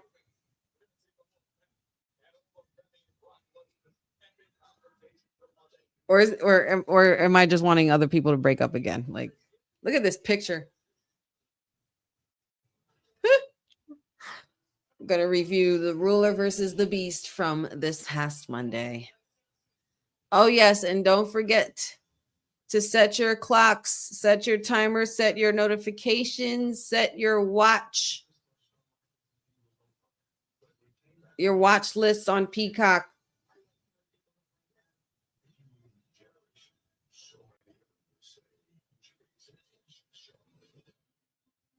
The Heartbreak Kid Becoming Shawn Michaels, new documentary coming soon on Peacock. Can't wait to see it. Cannot wait to see it. April 13th, it will be premiering. So make sure you guys check that out and support our favorite, the one and only HBK. Our beloved Heartbreak Kid. I don't think I ever get tired of hearing about the story of Shawn Michaels. Because it's such a great story. And it's a story that we almost didn't get the Shawn Michaels. I was talking about this with Papa Honey earlier too. We almost didn't get 2011 Shawn Michaels. We almost didn't get the retirement match with Rick. We almost didn't get the career versus streak. We almost didn't get, the end of an era. We almost didn't get a lot of really good moments and things that happened when Shawn came back that second time, because you think about how far he's come in the business from being, from being a solo star to then being part of a tag team, to then breaking out, to being one of the greatest of all time, to being one of the most entertaining and most freaking unbelievable, phenomenal performers in the wrestling ring. It's like he was meant for this business. And the fact that we almost never got that second half of Shawn, we probably wouldn't even be looking at this documentary right now. We wouldn't even be looking at the NXT we're looking at right now. We would not be looking at, well, we wouldn't have had to deal with, you know, that showdown, that, you know, that debacle at least. But for the most part, for the career of Shawn Michaels, like, is something to is the stuff of legends, and it's something to be said about being a man who was so down on himself and, you know, was so broken and going through a lot of pain and going through a lot of issues in his own mind and stuff like that, to then be able to, you know, come back out of it, find God, you know,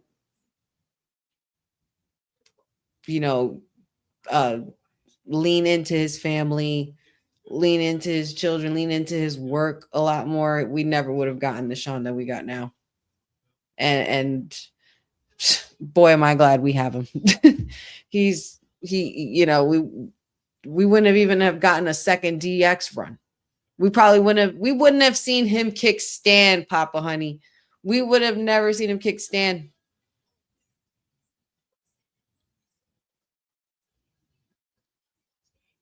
What do you mean, Boza? What does Mandy Rose got to do with it? What happened? What I miss? You're right, Jeffrey. We never got Shawn Michaels versus The Rock, and I'm wondering if that was on purpose or not.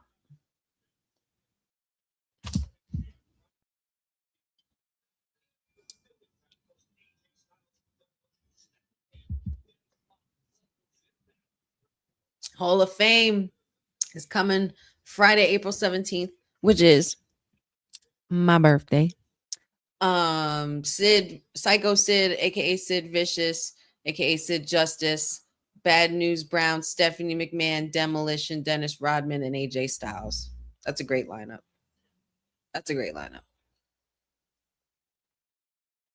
They're really building up this match, and I love it. They're building this, like, why WWE? Why isn't this the main event? Why isn't this the main event?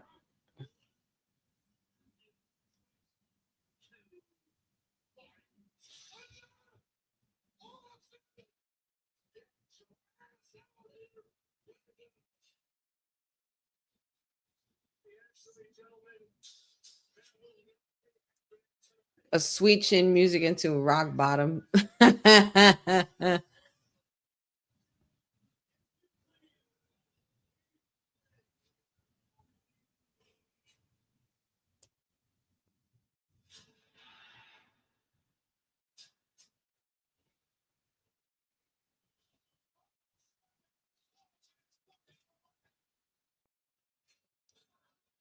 They're showing that poor young man that got tossed. Not for nothing. Did you guys see Brock dancing to Oba's music while Oba was coming out?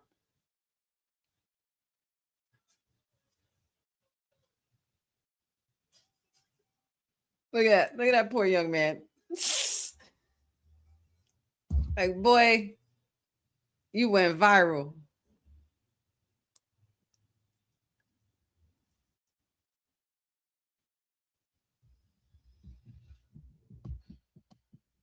Ugh. I'm so here for this. And Triple H came out. I'm like, wait a minute.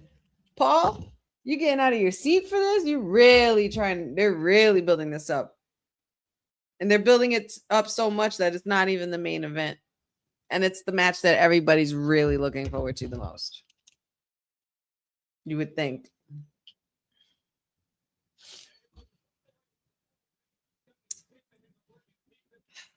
Beast and Ruler.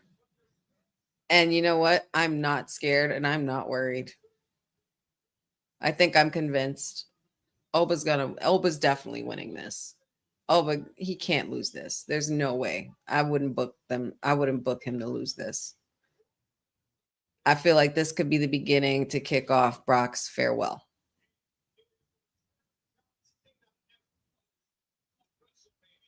I kept, oh my God, in the crowd, Jeffrey, I kept screaming, he has a heart condition. He has a heart condition. Don't push him. Don't touch him.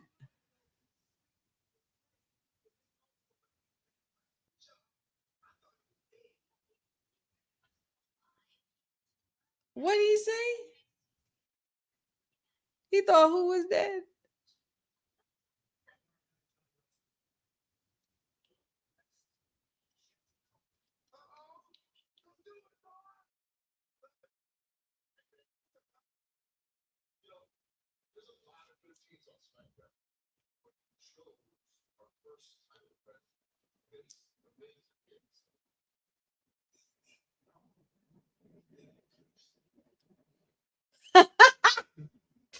He said it's gonna be easy, dog, because they're cursed. He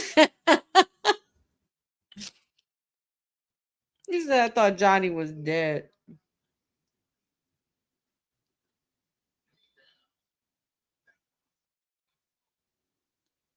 He said, that's Austin. Oh my God.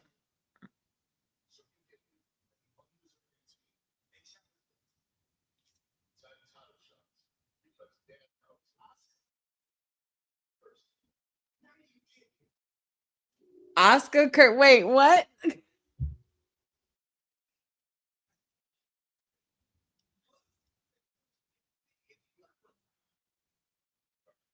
I'm so confused. Fucking Damian Priest can never keep his composure. Like, Truth is too funny, man. He'll never not make someone laugh. Like, you know you're funny as hell when you make Brock laugh on camera. That's saying a lot. I hope he like if he hasn't changed by now, Papa Honey, he never will. And I hope and I'm glad he hasn't, and I'm glad he never will. Like, ugh.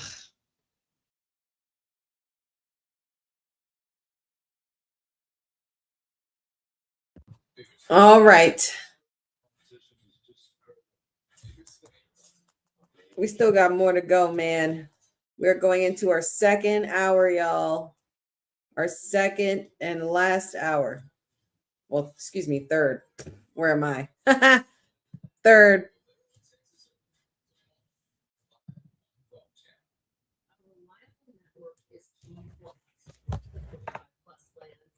There's still so much more going on.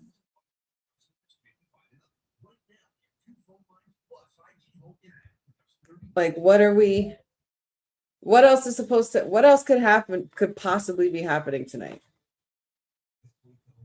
We still have Jacob and Drew and this tag team match. Unless those are going to be the final two things. I feel like there's going to be one other match in there somewhere. Oh, wait, we got the tag team match, the R-Truth and Damian Priest and Kit Wilson and The Miz. That's right. We still got that. So those three matches should pretty much cover up the final hour. And I really, really love and appreciate every single one of you joining me. You guys still hanging in the chat, still chatting away. See you guys in the views as well. Appreciate y'all. So make sure you guys like and share and subscribe. We're going to do one more commercial break, I think. I think one more commercial break should suffice to give everybody some time to stretch those legs again. 3 hours sitting down is a lot. If you got to go for a quick bathroom break, refill your beverages, don't forget to wash your hands when you get out of the bathroom. But of course, yeah, go get your snacks and then refill your beverages. And we'll be back in a moment. Just enjoy this message again from the Women's Wrestling Archive. Women's wrestling didn't just show up yesterday in glitter boots. We've been here the entire time, body slamming through history. The Women's Wrestling Archive launches 2026, and it's going to pave the way for all women's wrestling. Because if we don't document it, a man might say he did it first. This has been a passion project for a very long time. Head over to the womenswrestlingarchive.com to donate 1, 5, or whatever you can. It all goes a long way. Let's give these women the spotlight that they've always deserved. Her story belongs in history. Help us preserve it today. Join us at womenswrestlingarchive.com. Support the archive. Support women's wrestling. Donate today.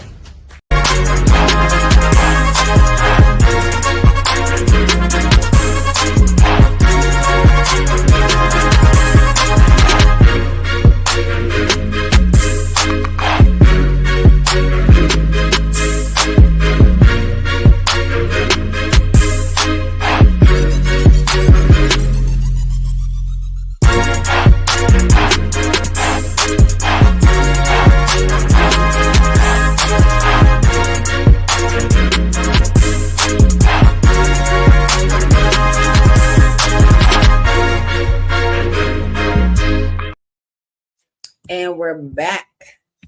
Support the Women's Wrestling Archive, womenswrestlingarchive.com. Also follow them, Women's Wrestling Archive, on the socials. They do have their Instagram page open as well. Follow for more. And also don't forget to donate $5, $10, $20, $100. Either one. Either way is fine.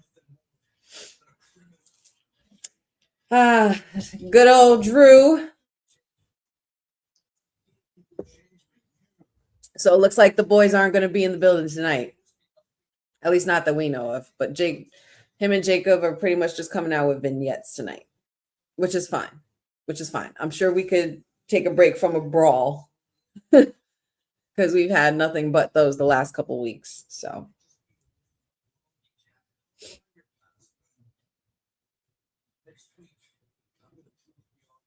The U.S. title match is the main event. Gotcha. Oh, well, yeah, that's right. They did make that. So is the R-Truth tag title match, is that tonight? That's got to be tonight, no? For the for R-Truth and Priests with Kit Wilson and the Miz, or is he trying to book that for next week? I didn't get to catch if he said anything like that. But all hail the queen. Charlotte Flair is in the building. Ugh, ma'am. Gorgeous. Divine. Sublime. Supreme. Marvelous. Stunning. To die for. Just, ugh. The robe. The look. The woman. And here comes her partner, Little Miss Alexa Bliss.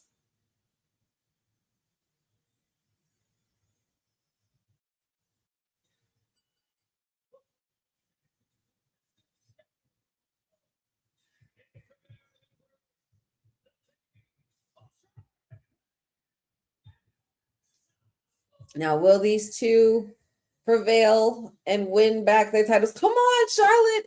Ugh. I like this suit. I like this suit a lot. A lot. Oh, I can't look at that.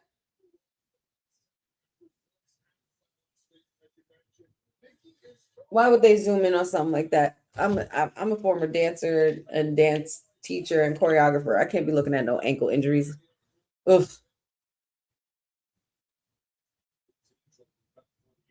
Yes, come on. Alexa and Charlotte, they both had one had their hands up here, the other one had her hands up here, and then they just both like dropped them at the same time. They look so good. Charlotte looks good tonight. I don't know what it is, but that suit also is everything.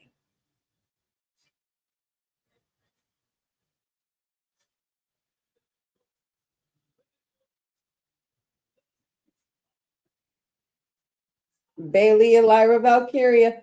What are we thinking, guys?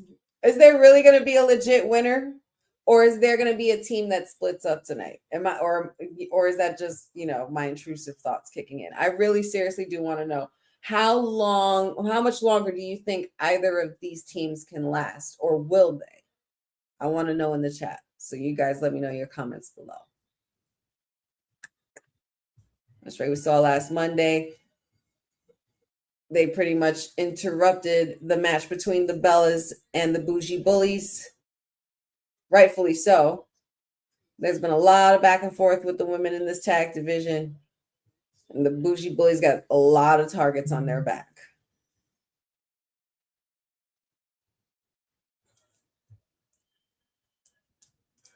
All right, let's ring the bell, ladies.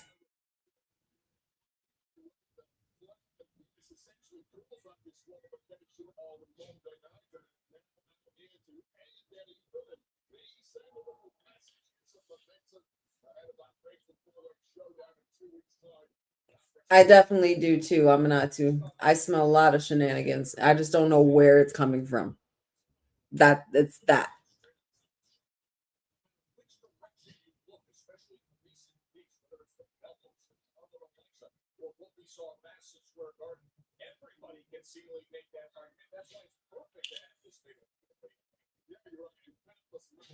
All right, Lyra, come on now.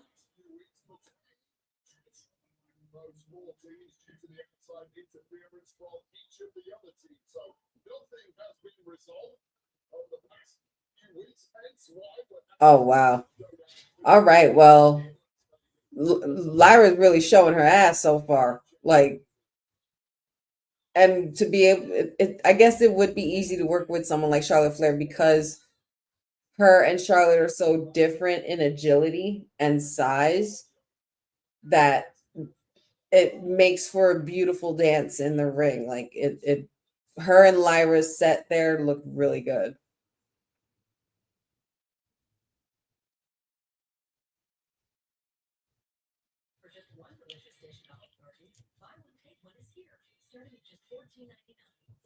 Yeah, this is probably, or you know what, that is probably what it could be, Papa Honey.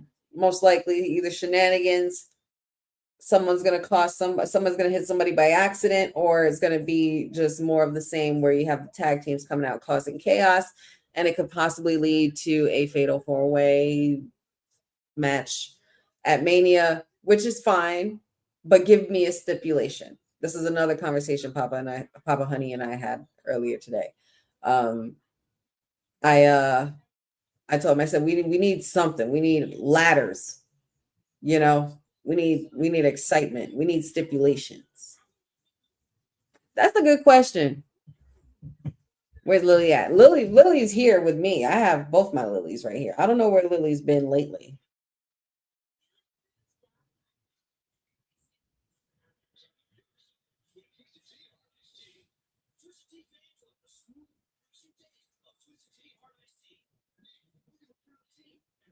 I agree. I think I would have to agree with that, Gas Mask. I would have to agree with that. Charlotte versus Jade would be good for SummerSlam. That's heating things up for the hottest party of the summer for WWE for sure.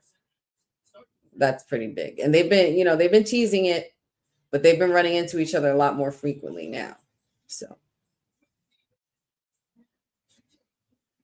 as soon as this whole business is done with Rhea, I'm sure we're going to be aiming for Charlotte next for the next big one.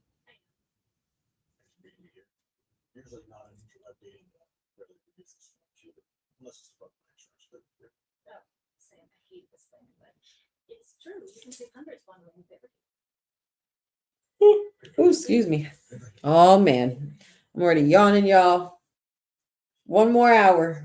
One more hour. Is that so? Is that true, Jeffrey?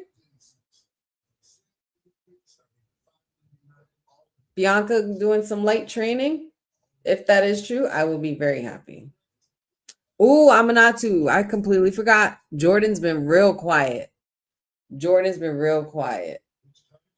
Maybe next week that's who enters the fold, I guess. But I kind of want to see Rhea and Jordan too.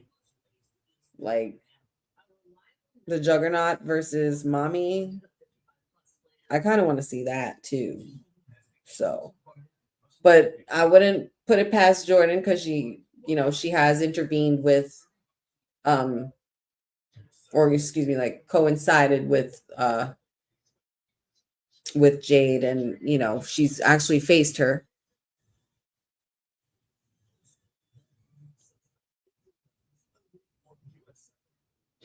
Has it really? Ooh, that makes me happy. If that is true, then I pray and pray for a steady but vast return for the EST, because I miss her so much. So much. The excitement that's gonna cover that stadium wherever they are when she first shows up and that music hits. The kids are gonna lose their minds.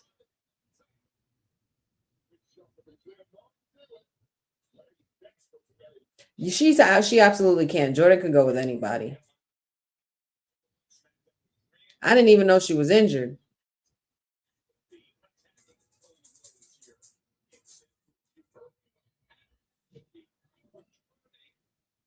I'm a little bit of both, Rain King. A little bit of both. I was born and raised in the city, but now I live near suburban areas.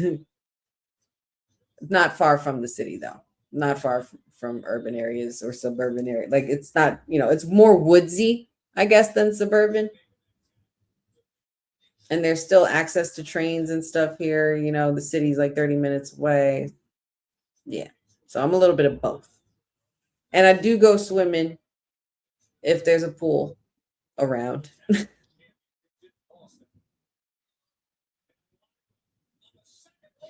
Oh, she got the same one Chelsea got. Oh, that sucks. Oh, that's right. That's right. Because they did take a picture together. That's right.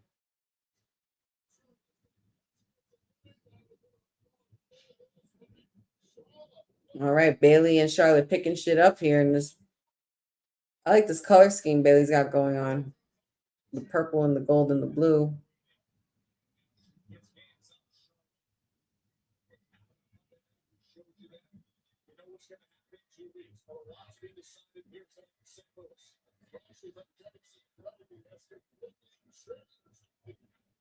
All right, now Bailey letting Charlotte have all this work. Oh my God. Check on Charlotte, please.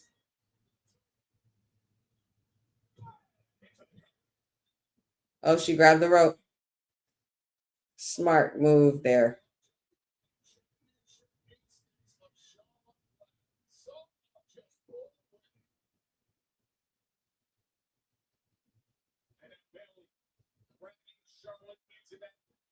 Looks like I smell an elbow. I smell an elbow. Oh, no. Charlotte knew. Should have known Charlotte wouldn't stay down that long.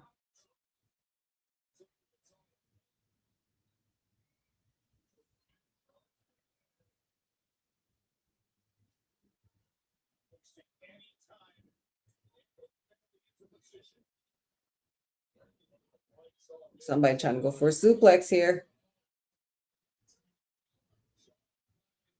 Oh, Lyra holding on to Bailey. Good move there.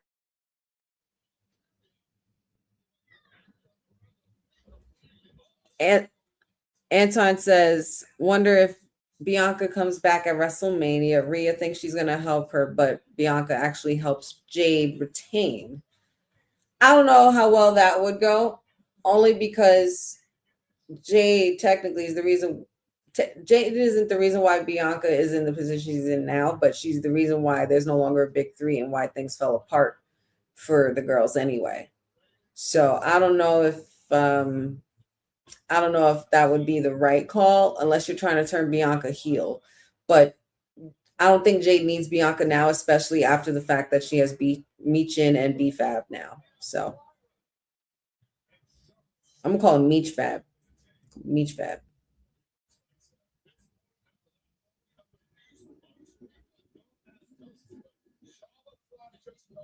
And that would make her a heel. We don't want Bianca as a heel. We need our EST. Oh my God, Amanatsu, you want to hear something funny? So I was at a birthday party Saturday night. This past Saturday, I was at a birthday party with one of my best friends. And I'm driving into the city. Charlotte going for a figure eight on Lyra Valkyria. Oh, she's got it.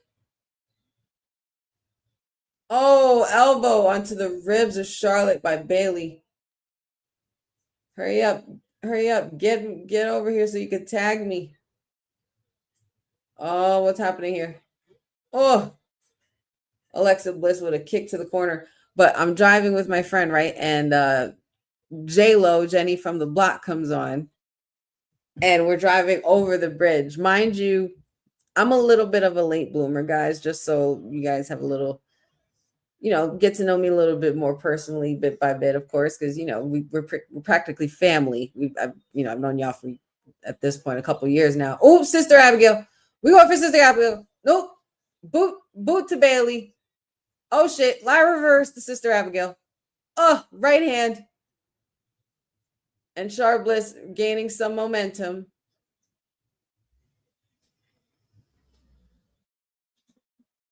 Natural selections. 1, 2. And Bliss continues. Oh, boom. Lash came in there like lightning. Boom. Love it.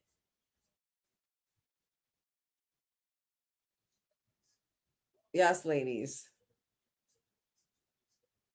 I'm so here for this. I love the bougie bullies. I don't care. They're trying to make sure that their spot is kept, honey.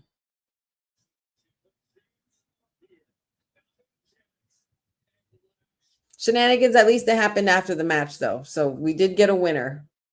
But I'm driving. All right, so I got my license very late in life.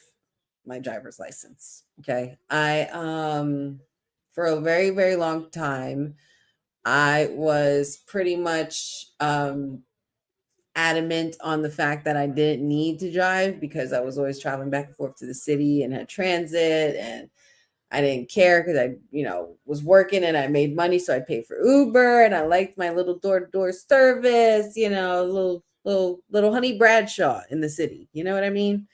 And fast forward years and years later to last September, and yours truly finally got her license officially, her driver's license. So I drove over to Manhattan to my friend's to go out with my best friend for her friend's birthday party.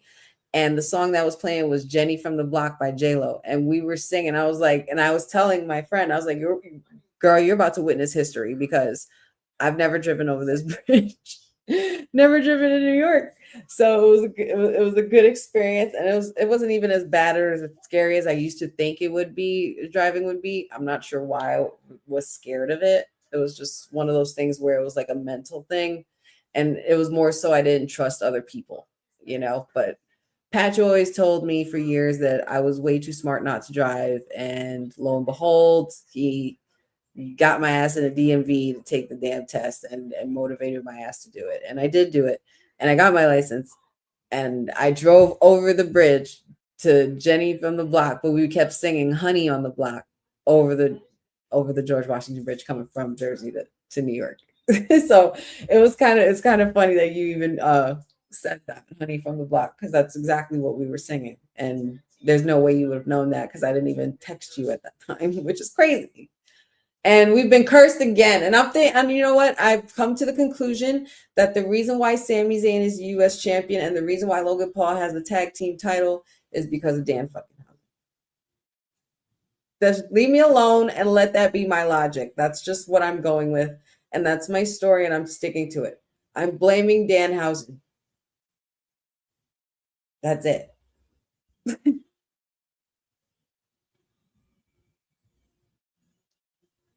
Well, that's why I skipped that part, Papa Honey. I didn't want to get you started.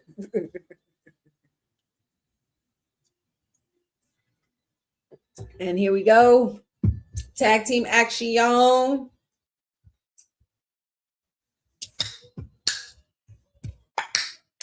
I guess you could say this is like Kane and Daniel Bryan. No. Like as far as like you have the funny guy and then the dark, the menacing dark guy that's supposed to be, the tough one.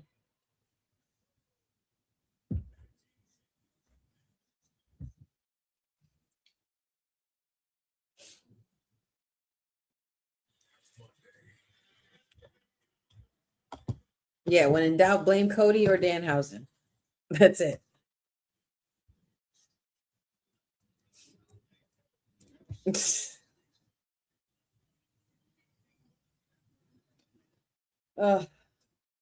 If I have to see somebody get put through a damn table one more time.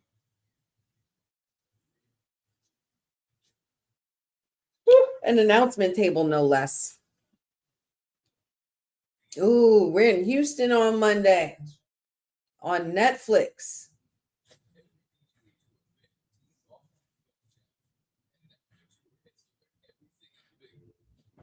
Raw will be live from Houston, and we are going to see the aftermath, of course, of what happened with our tribal chief and CM Punk. In this case, we're going to call him Phil. It's so funny because it's somewhere. I know I have it somewhere posted on my socials, but there's an old video of me saying, imagine what if CM Punk ever did come back and everybody just calls him Phil, like, because they hate him, you know? And we've heard it so much now with Roman. We've heard it with Seth. Like, it's so great. Shout out to my boys at the Heel Heat. Because I believe it was with them when I discussed this with. That was when I was just a little busy bee just starting off my social media journey with you guys.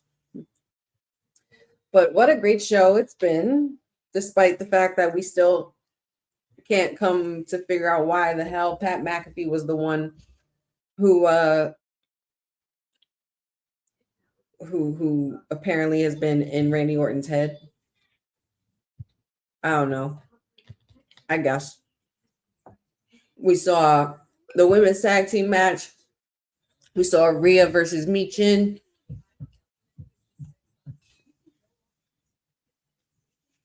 R-Truth and Damian Priest will be taking on Kit Wilson and Miz. We also saw Aleister Black versus Matt Cardona. And Sami Zayn is going to be going one-on-one with Carmelo Hayes for a rematch for the United States Championship. And let's go Melo. Here's hoping. But if Melo misses, then I don't think he will be looking to see that title for a while.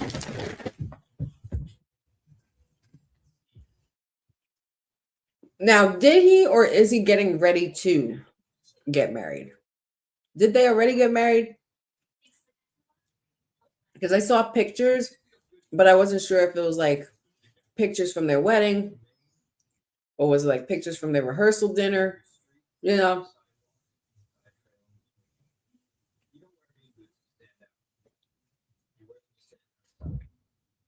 No, Zack Ryder, aka Matt Cardona, did not win his match.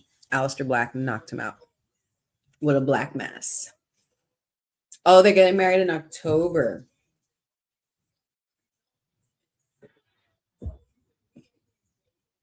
I love that October wedding. That's cute. I wonder where. I know he proposed in Hawaii. I wonder if they'll go there.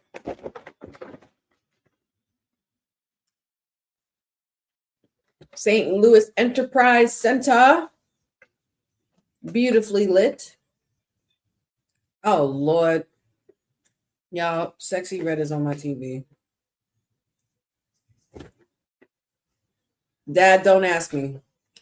I have no answers. Just know I don't condone.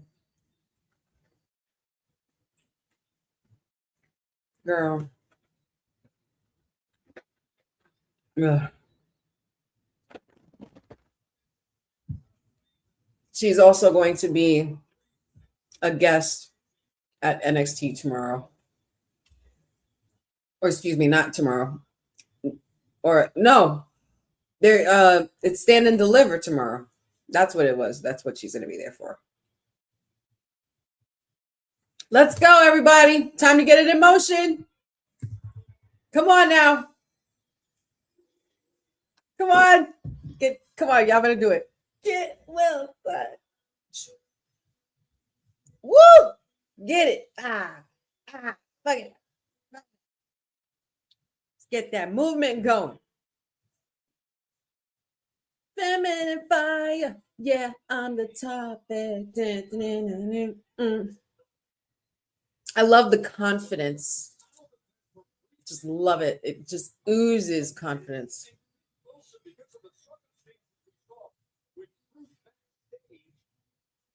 If Miz could imagine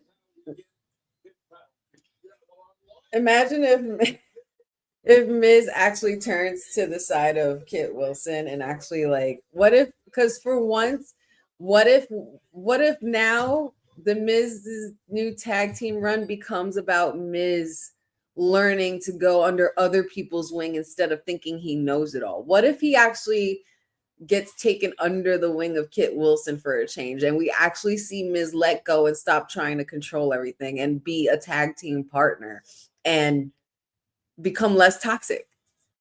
Like, wouldn't that be I think that would be awesome. I don't know why, but I think that would be awesome.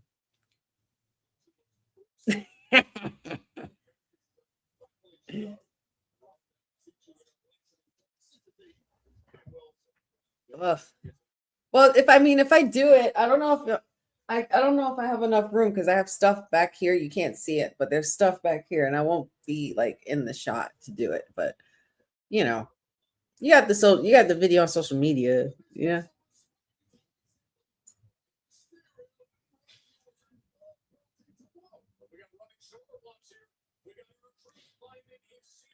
Oh shit. I smell a 5-knuckle shuffle. La la la la la la la la.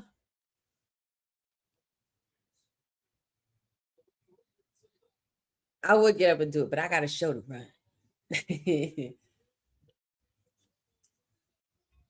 and I don't want to scare the kids away because these hips don't lie, you know. Why is he just flexing on him? He's literally just he's just like the ref telling him get back. He's just like, my muscles. I got muscles. I'm not toxic. I can't deal. Ugh.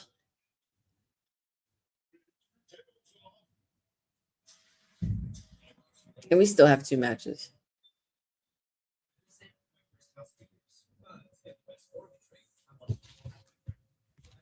They tell me, man, if I say what kind.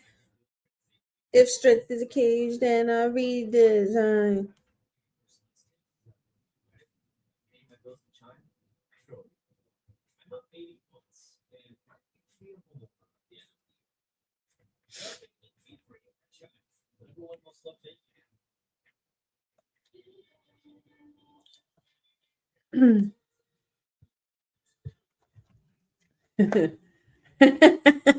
I'm sorry, guys.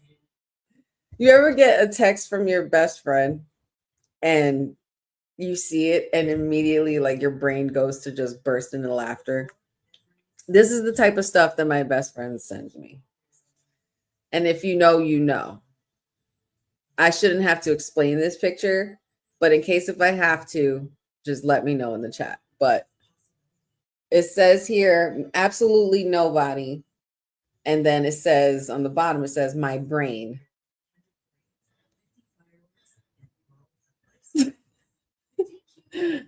Ta-ra-ra boom die, ta-ra-ra boom die. This is the type of stuff that my friends send me. Like, that's the type of stuff. Absolutely nobody. And you know what? That's funny because out of nowhere, my brain will do intrusive things like that. I'll start humming a Disney song out of nowhere, or just start saying a movie quote that I wasn't even watching. Just blurting it out, like just getting. But if you know where that's from. I shouldn't have to tell you guys where this is from. But I'll show the picture again. I'll show it again, just in case it wasn't clear. If y'all don't know that song, we can't be friends. I'm telling you right now. If you guys don't know Ta-ra-ra boom die, we cannot be friends. at all. If you do not, if you do not know dishonor on you, dishonor on your cow, if you don't know things like that, we can't be friends. That's it. No. No thanks. And tag team championships on the line. We are back from the commercial. Damian Priest and R-Truth defending their titles against Miz and R-Truth. Oh no, we don't do Hannah Montana here. Sorry, Jack. We don't do that. We don't do Hannah Montana here. I do Miley Cyrus, but I do not do Hannah Montana here. No, absolutely not. We're talking about older Disney, like old school vintage Disney, like aristocrat. Thank you, Jeffrey. Aristocrat. Well, the Aristocats in this case. And Mulan. Yep. See, I'm not see y'all be knowing. This is why I knew y'all were always my people. Because y'all be knowing. Oh my God, this is the move I hate. Oh my God, I hate that move so much. I can't stand it. I can't stand the way Priest does that move. And it's not even his fault. Like, if you're gonna do old school, and I discussed this with Dion last week, if you're gonna do old school, just do old school. Don't do the walking on the tightrope thing, and then like that's what he does when he jumps off. Just bash him, like just knock him. Like your whole do it. I don't know.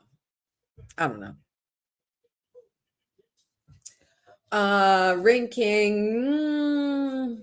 That's crazy because I don't have a favorite Disney movie. It just depends on what I'm in the mood for. There's so many movies that I love. Yeah, like to name a few, as Courtney does right on cue, Little Mermaid, Atlantis, Tarzan. If we're going even before that, oh boy, he's here. Danhausen is here. I'm hiding. We're gonna get cursed again. Maybe he'll curse Sami Zayn, but not that he makes it look bad. It just doesn't look right. It just doesn't look right. It just looks goofy to me. Like he's too big to be doing that kind of crossbody shit, you know? But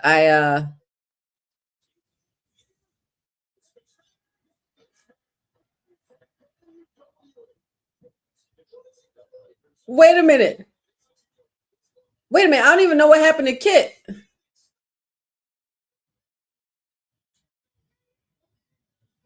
Danhausen is trying to get Miz to tag him. What happened to Kit? What did I miss?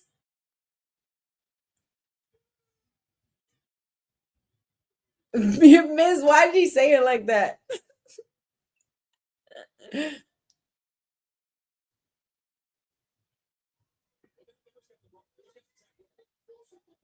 Now he's holding the bro. What is happening?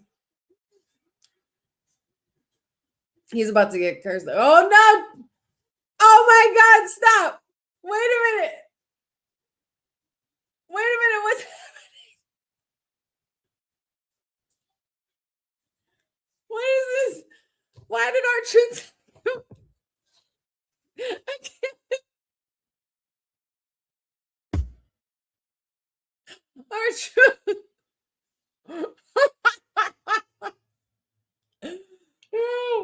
I thought Truth was gonna attack him, and he goes to tag Dan. They're not even on the same team. Wait, the lights went out. Miz just tried to grab Danhausen, and the lights went out.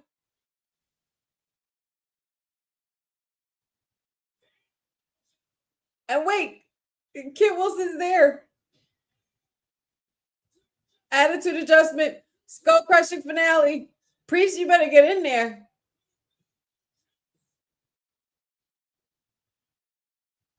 Oh no, you gotta be kidding me. You gotta be kidding me. The ref's arm? What is happening? What the hell is going on here? I'm so confused. This episode is something else, man. Oh God, south of heaven too. But now he can pin. Wait, which arm was it?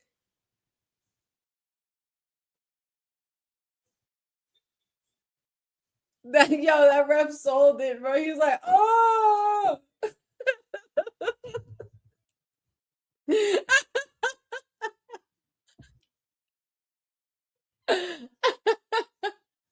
This shit is funny as hell. All right, now I see the purpose of Danhausen. Now I understand. I understand the purpose now. I understand. Now I think I get it. I think I get it. That was fucking hilarious. That was funny. Truth tagging Danhausen was the best part. Oh shit. Oh whoa. Oh, what the oh, wait, come on. Hey. What did Kit Wilson do to you? What the Cody's out here and he just did crossroads to Kit Wilson. What the fuck?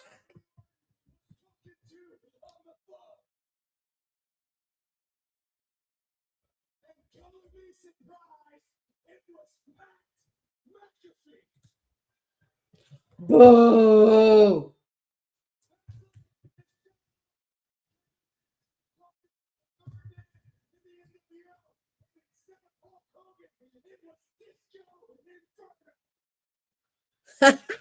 He shitted on him. He just called Pat McAfee Disco Inferno.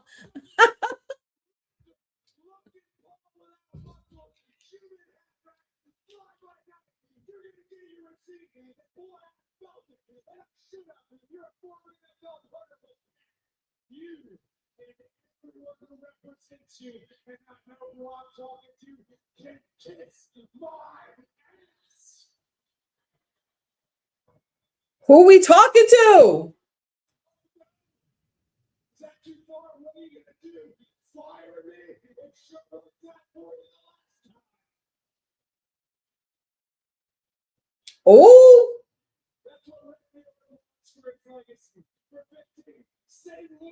Oh, Cody. Oh.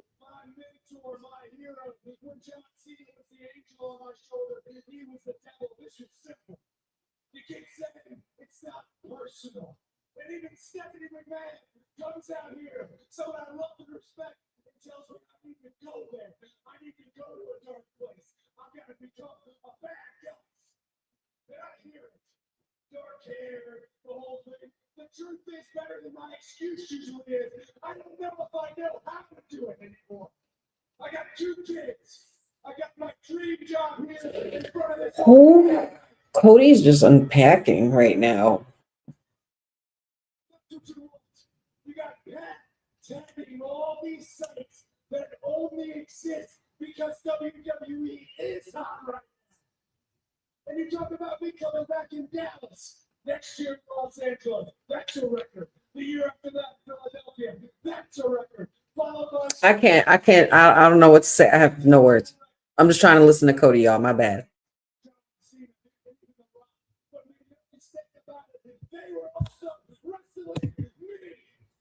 Oh Lord. You talking a lot of shit, Cody.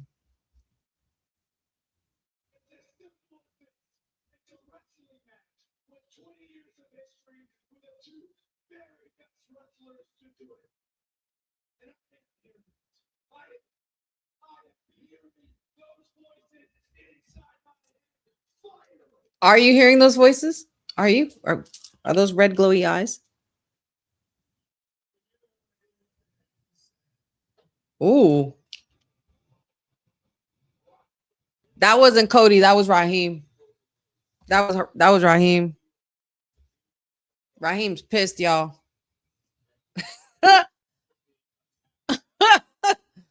Holy shit, man. He said a lot.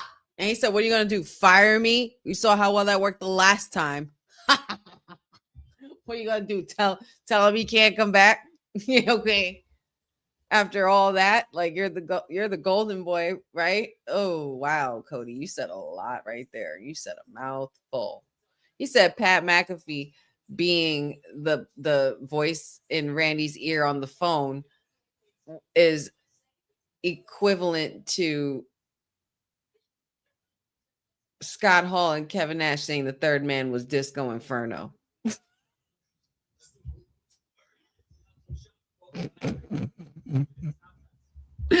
Ah! Wow. Wow. I don't know, man. I don't know if gas mask. I don't know. I wouldn't say that's it yet. I wouldn't say that's it yet. We ain't seen it yet. Okay? We haven't seen anything yet. Wow. Okay. I still Logan Paul without muscles is what? Ah! That was really that was good. That was good. I wasn't expecting him to come back out, but damn, did you have to take Kit Wilson out out of all of that? Like, what did he do to you? That's just toxic masculinity at its best. Kit Wilson needs to put an end to that. I don't know how. Well, I don't know how you're gonna do that. Not if Cody's this pissed, but man, listen.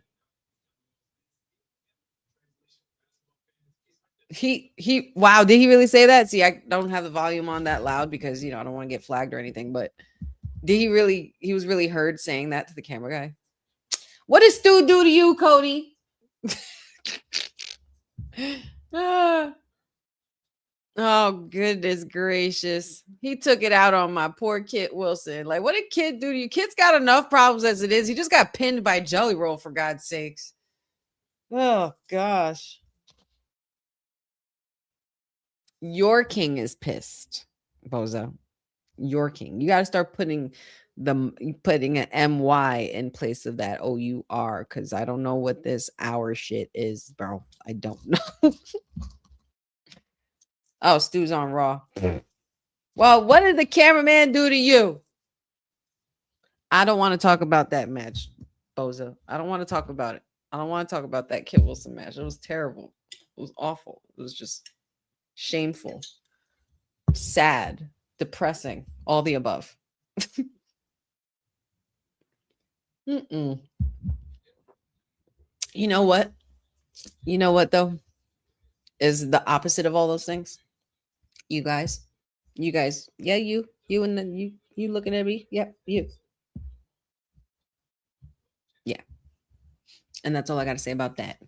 We are back and we are getting down to the nitty gritties, the final half hour of our Honey Night SmackDown watch along. I love and appreciate y'all for being here. Y'all are really packed today, man. I'm really loving the energy. Sad. What's up? Said, I said your name. Are you appearing? Are you going to appear? Is this a run-in? Hey, better late than never, man. Little Yachty and Pat, like, yeah. Yeah.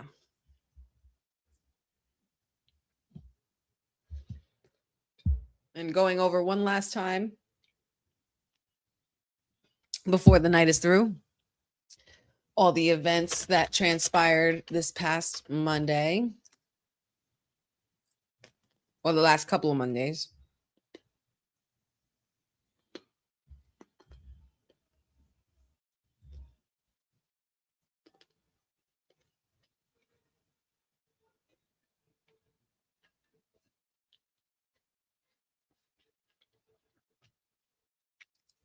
Pat versus Sushi Roll.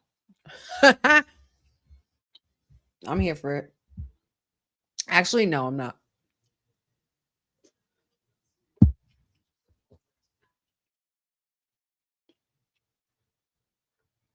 Oh God, guys, what are we like? What are we trying to get at with this buildup, man? What are you guys seeing for this event? For this match particularly? I want to know what you guys think in the chat. Roman or Punk? Why? How are you booking it?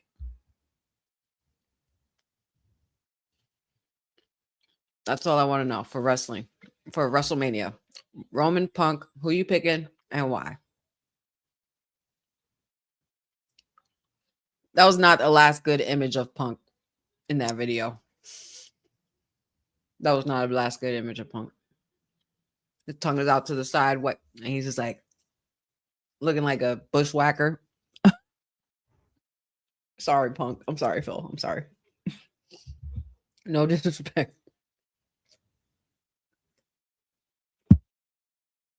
But we got CM Punk and Roman Reigns, Seth versus Gunther, AJ versus Becky, Oba versus Brock.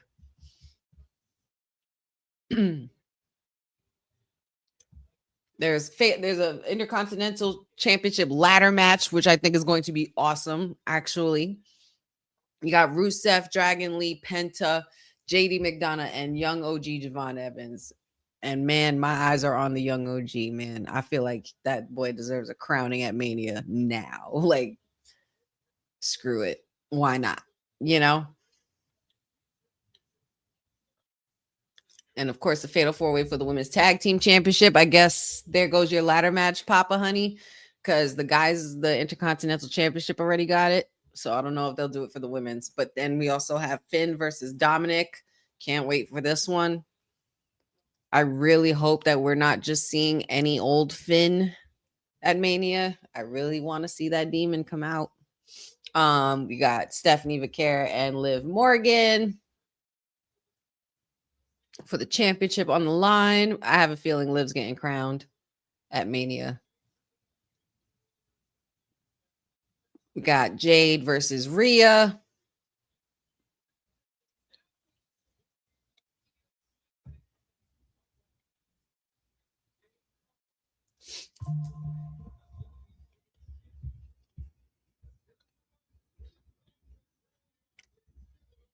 Jacob and Drew. I see a lot of Roman winning here. I see some Punk winning here. I really, really think Roman should be the one to win. I was initially scared maybe a month ago that he wouldn't be, but now my mind is changing. And of course, we have this. Look at that freaking picture, boy. Doesn't that look like money? Doesn't that look like a main event to you? It looks like a main event to me. And now then we also have this, the Undisputed Championship match. That's a lot of matches. It's a lot of matches. And of course, we have a special host because they need to discount them damn tickets because the prices are ridiculous. So you had to make the call to the Unseen 17 to get that draw in. Is it me or did you hear it in Cena's video? He was like, retirement. Like, I'm kidding. I'm in a Vegas, blah, blah, blah. Like, or at a Hollywood studio set, blah, blah, blah. Like, yeah, okay. Like, dude, you don't want to do this. Like, you do. I'm sure you do. But deep down, you still want to enjoy it. Like, you guys couldn't even let the guy stay away for 6 months. Not even 6 months.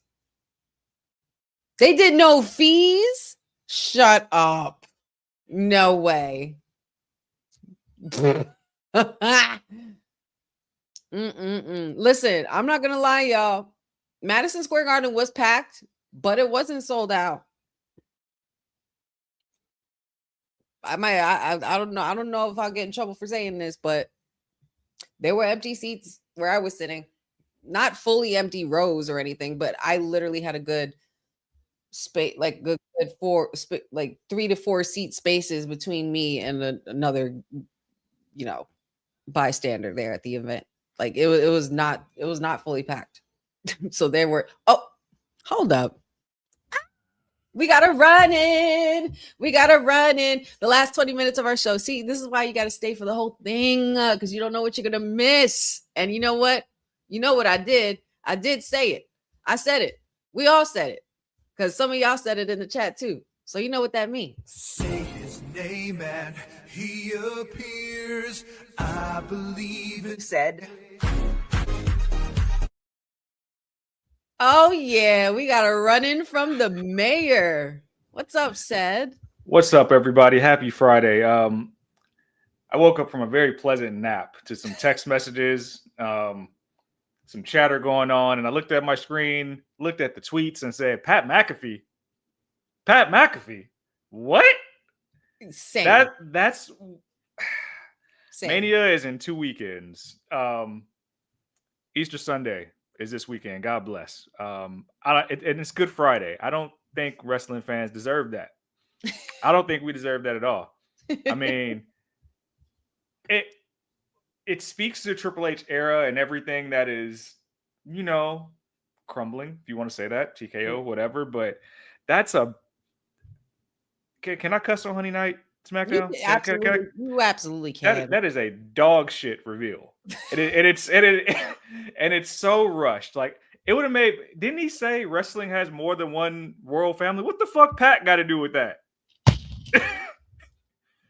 What does Pat McAfee have to do? Wasn't Pat the one calling the matches, calling when he won and finished the story? Yes. Wasn't Pat the one calling when been Cena kicked him in the nuts? Like, there's been no animosity or anything between Cody and Pat McAfee. So now you want to tee this up 2 weeks before Mania?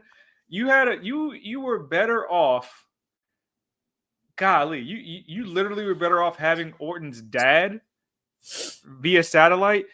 Ted DiBiase Jr. got acquitted of his welfare fraud. You could have had Ted DiBiase Jr. and it would have made more sense. You could have had Arn. You could have had Arn Anderson, somebody that actually has history with these two guys. The problem is you set the bar so high with having a voice unlock the voices, and now you just bottomed it out completely, and now we don't care because Pat McAfee. We're just I feel like we had a story just a few months ago within this year saying that there was no plans for Pat McAfee, which is why he hasn't come back to commentary. Mm-hmm. But now you've added this stipulation, Pat McAfee's own, where it's hey, I won't return back to WWE if Randy Orton loses.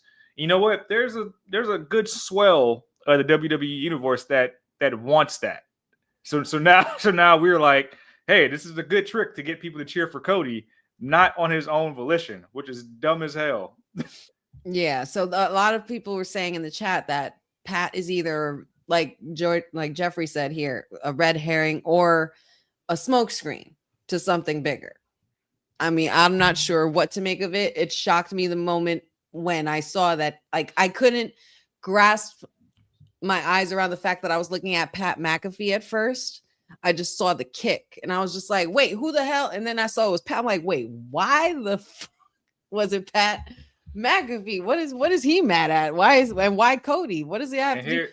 What does that have to do with Cody? And why? What? Because you and Randy know how to punt.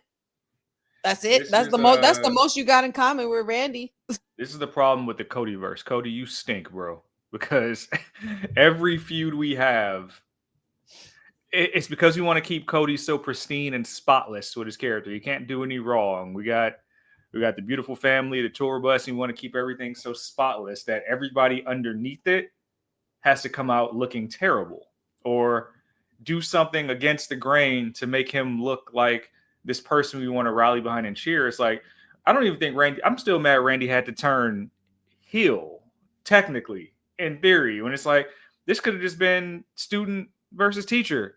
Easily. It could have just been an easy, good match, but we've done all this stuff to try to make it elevate, and it's still not shitting on Punk and Roman. Nope. Still. And it's not even knocking on the door of Oba and Brock. No. It's nowhere near knocking on the door of Rhea and Jade, where all the heat is coming at. You know what I mean? Yeah.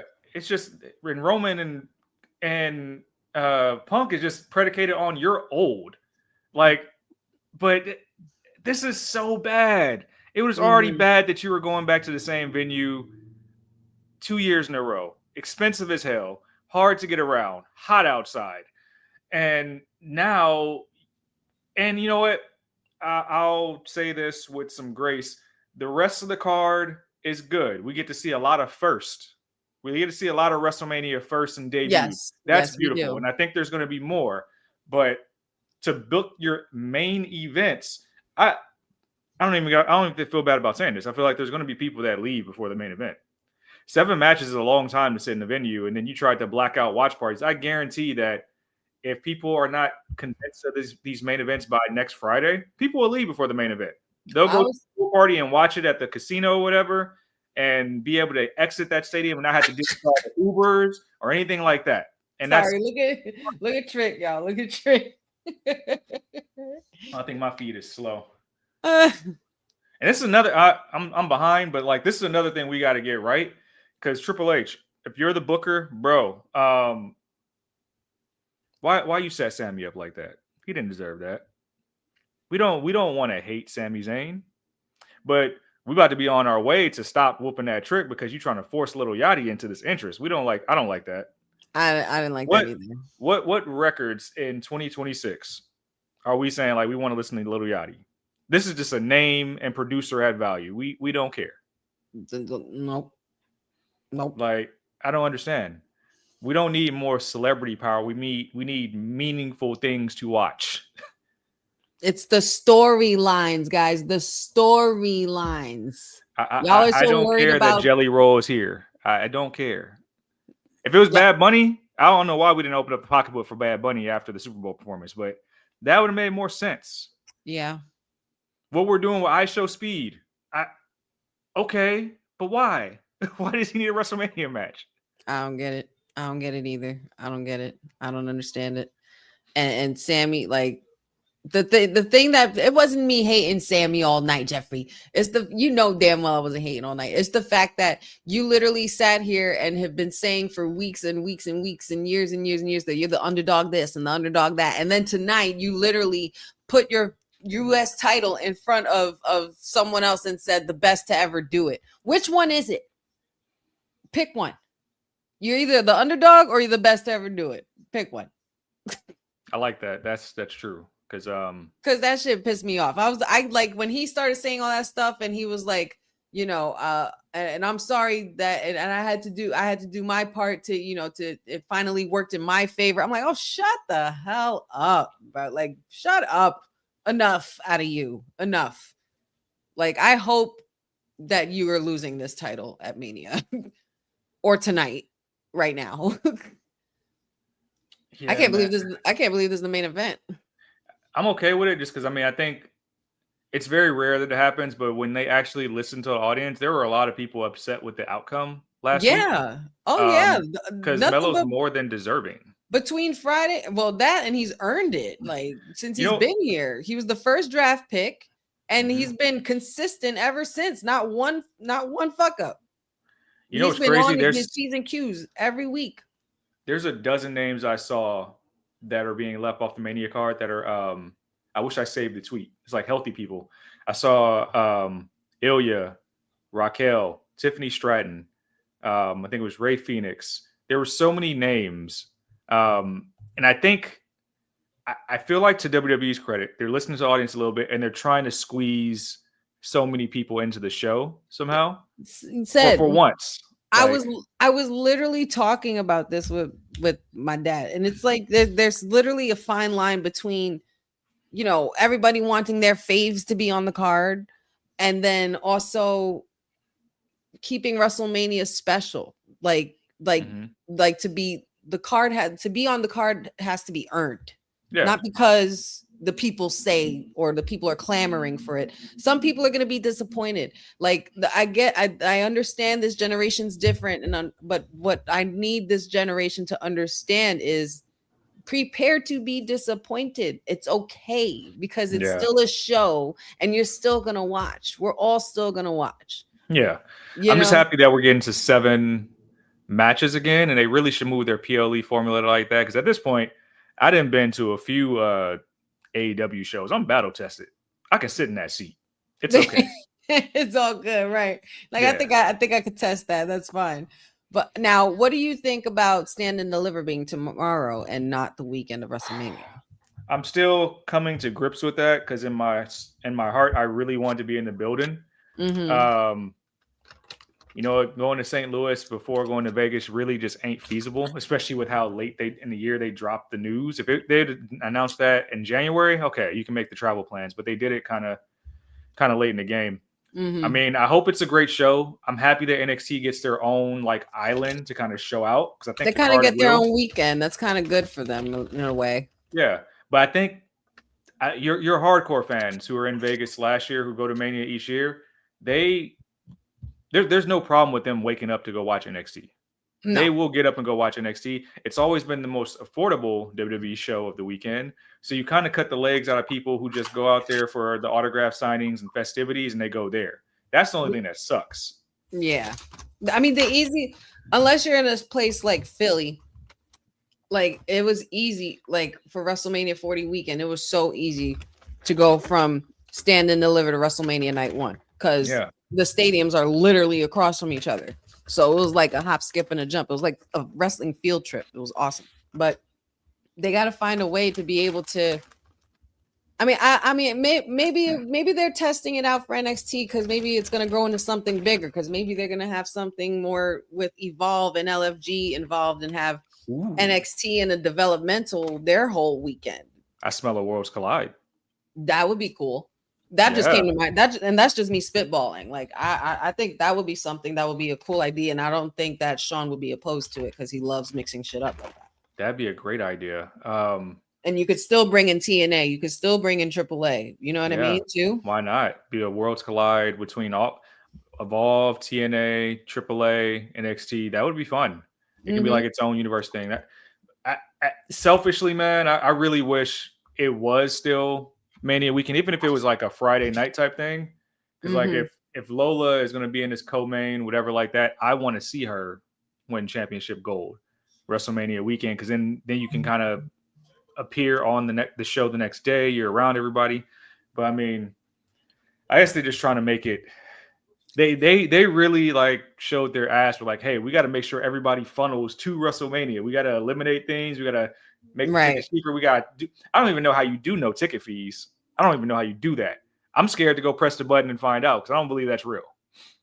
Well, Boza said it today. They did do no fees. I saw the post. I saw them post it, but like that must be like some like CEO type stroke with the Ticketmaster, like how Trump just did the executive order or moved the executive order recently because like them ticket fees is entrenched into that price. Like it's almost not even worth buying on Ticketmaster. So I mean, I feel like they just removed the actual price or moved the ticket fees and it's still the same price. That's just me. MSG, even tickets for Raw were pretty cheap. Like at MSG, the Garden, usually the prices are hiked up. Like the cheapest that I found for a decent seat that I got in like this 120 sections where I could at least see the whole entranceway and the ring, literally everything, and the Titantrons. What was it, like $3? It was $3 something with tax, but then it ended up changing. The price ended up changing to like $20 to $30 less because I guess there was like a discount or a deal that they might have dropped that day or something like that. And I was just like, oh, okay, not bad. Yeah, tickets weren't bad. I got a like a ace in my back pocket for Mania tickets for both nights if it's still there. Oh, God bless you. That's just It's almost like I'm indifferent to being in the building. Like it's not where it's like if you go, like if you stay home, you'll watch it and you'll enjoy it either way. But if something happens there that you weren't physically there, you're gonna be like, damn, bro, I kind of like, damn, I don't. My like super conspiracy about this year's Mania is like they're just giving you. Like Pat McAfee just told me, it's like, hey, we're just giving you a product. We're not giving you the product. And I think that's just because they gotta. And I shouldn't say they have to save money. They're making money hand over fist. But I feel like for next year's show in Saudi, that they're pulling all the stops. Like literally, they're like giving us whatever for the rest of the year. Right. Getting the old heads healthy this year, and like, hey, we shipping you to Saudi for Mania next year. They put on like a spectacle in the last year of our Saudi contract, I guess, unless it read up and I didn't hear about it.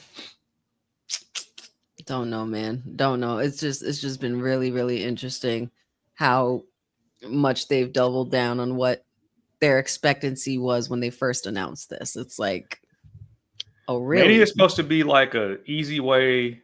The way I've always viewed going to Mania, it's supposed to be an easy way to see a new place, state, city. Travel, see some sites out there, and then see wrestling all in the same week. Yeah, that's why going back to the same location. Granted, it's Vegas. It's just like, ugh. Does it have to be? Man, wait a minute. What happened? What happened to Mello? What did I miss? Because Jeffrey just said, Mello, you better be selling.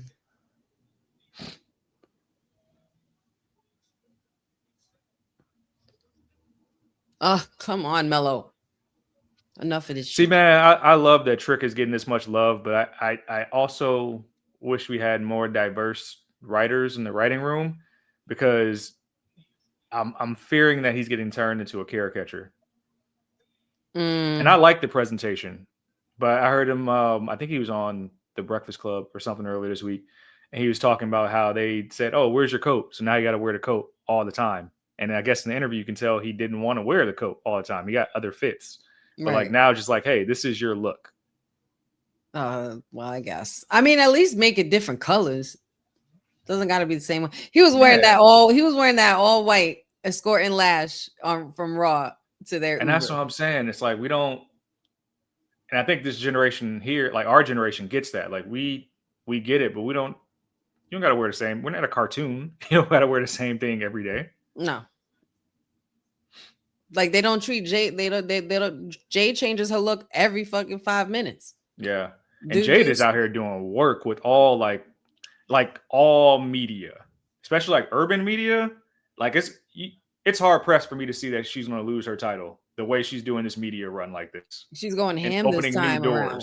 Oh yeah, she's working. She's working. Just need more title defenses. That's all. Yeah, they got to figure out how to have her have matches to where, and maybe that's what the faction helps with now, is that she can be showcased but not always have Crowd to. is booing the shit out of dominant. Sammy. Come on, Mello. No. See, and this nobody wanted this. Nobody wanted Sammy to get booed.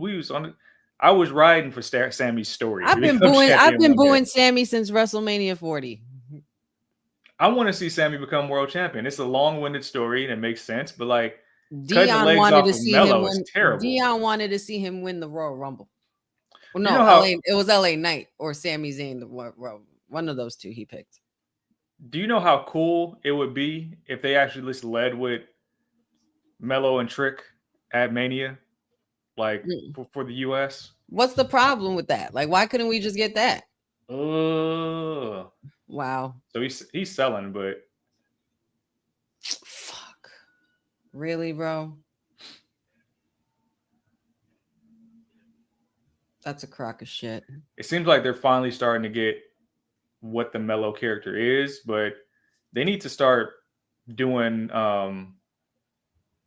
backstage segments. They need to bring back them barbershop segments in NXT. Those were fun. Those were really good.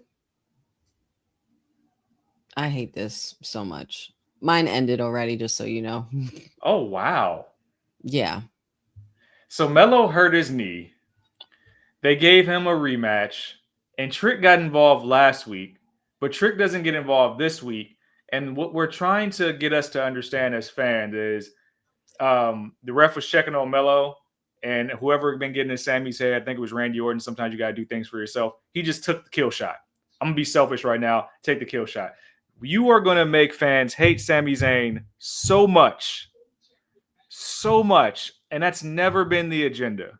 Sammy is like one of the most easiest like babyface darlings you can get behind because he does good work throughout the year. He shows up, wrestles every match. If he was your Royal Rumble minute winner next year, fine, good. So now we are trying to force a story that Sammy is being more selfish and looking out for himself at the risk or at the fault, very much the fault of getting Mello off his first Mania card. And that's what's not cool. Because the three men that just got called up just got here all on Mania. Javon, Trick, and Oba. Mello been in the trenches. He deserves to be on the card. I think when they announced this main event, a lot of people thought there was going to be some fishy business to get to a triple threat, but they didn't listen at all. No, they didn't. They didn't listen to it at all. They clearly don't give a shit. They don't give a shit. That's terrible. That's terrible. That makes me sad. Like I can care less about seeing Trick versus Sammy in a singles. I know it's been building for a while with the backstage stuff, but you best believe I'm ready to see Trick whoop his ass at this point. But it's a lose-lose. It is because for either or. they're both heel, or they're both trending in the heel direction here. Melo was the one that would have got the cheers at Mania if he was introduced to the match again. I don't know. I also don't think this Trick character actually needs a belt right now. I think that would actually hold him back a little bit. I don't know, man. I think the only thing that could save this kind of Sammy situation right now is you bring back Kevin Owens. Now is where you got to insert Kevin Owens. Because now you finally have Sammy. Now you have finally Sammy seeing things the way Kevin Owens would see it. Like I told you the whole time, this was all Cody's fault. I told you this whole time, this was all Randy's fault. All this and that, and everything. Like, you know, but I don't know. I don't know where it's going to lead to. But an interesting SmackDown to say the least. And I think Harry Potter is starting on my TV. Yeah, it is. Wow. Well, them Justice for Mello tweets about to start going up for the next 48 hours. They just happened. First 48, no pun intended. That's too bad, man. You had a layup right there. The fans wanted Mello. Just put him in a triple threat match. Very like easy. You could have easily done that. Like, why did we have to skip that? One thing I will say, when you are sitting at Mania for a very long time, like 5+7 matches, a bunch of singles matches don't help. You want to have more multi-person matches on the card just to keep the speed up. And stipulations. Yeah. Like, I've had enough. I don't know, man. I don't know. This SmackDown was weird for me.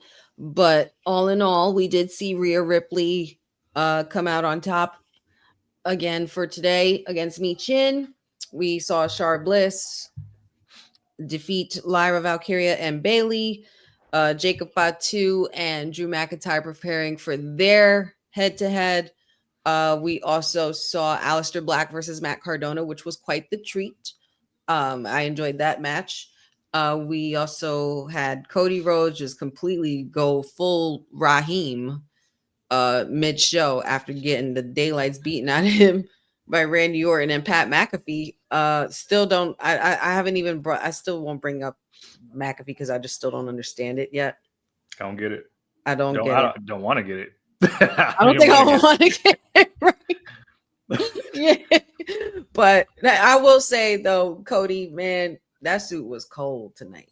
That suit was hella cold tonight. I think that was my favorite suit you've worn so far ever. Man, I'm actually sick of the suits. I'm sick of the suits and the nightmare track suits. Like, you got to have something else you could call it closet. I'm blaming Brandy for this.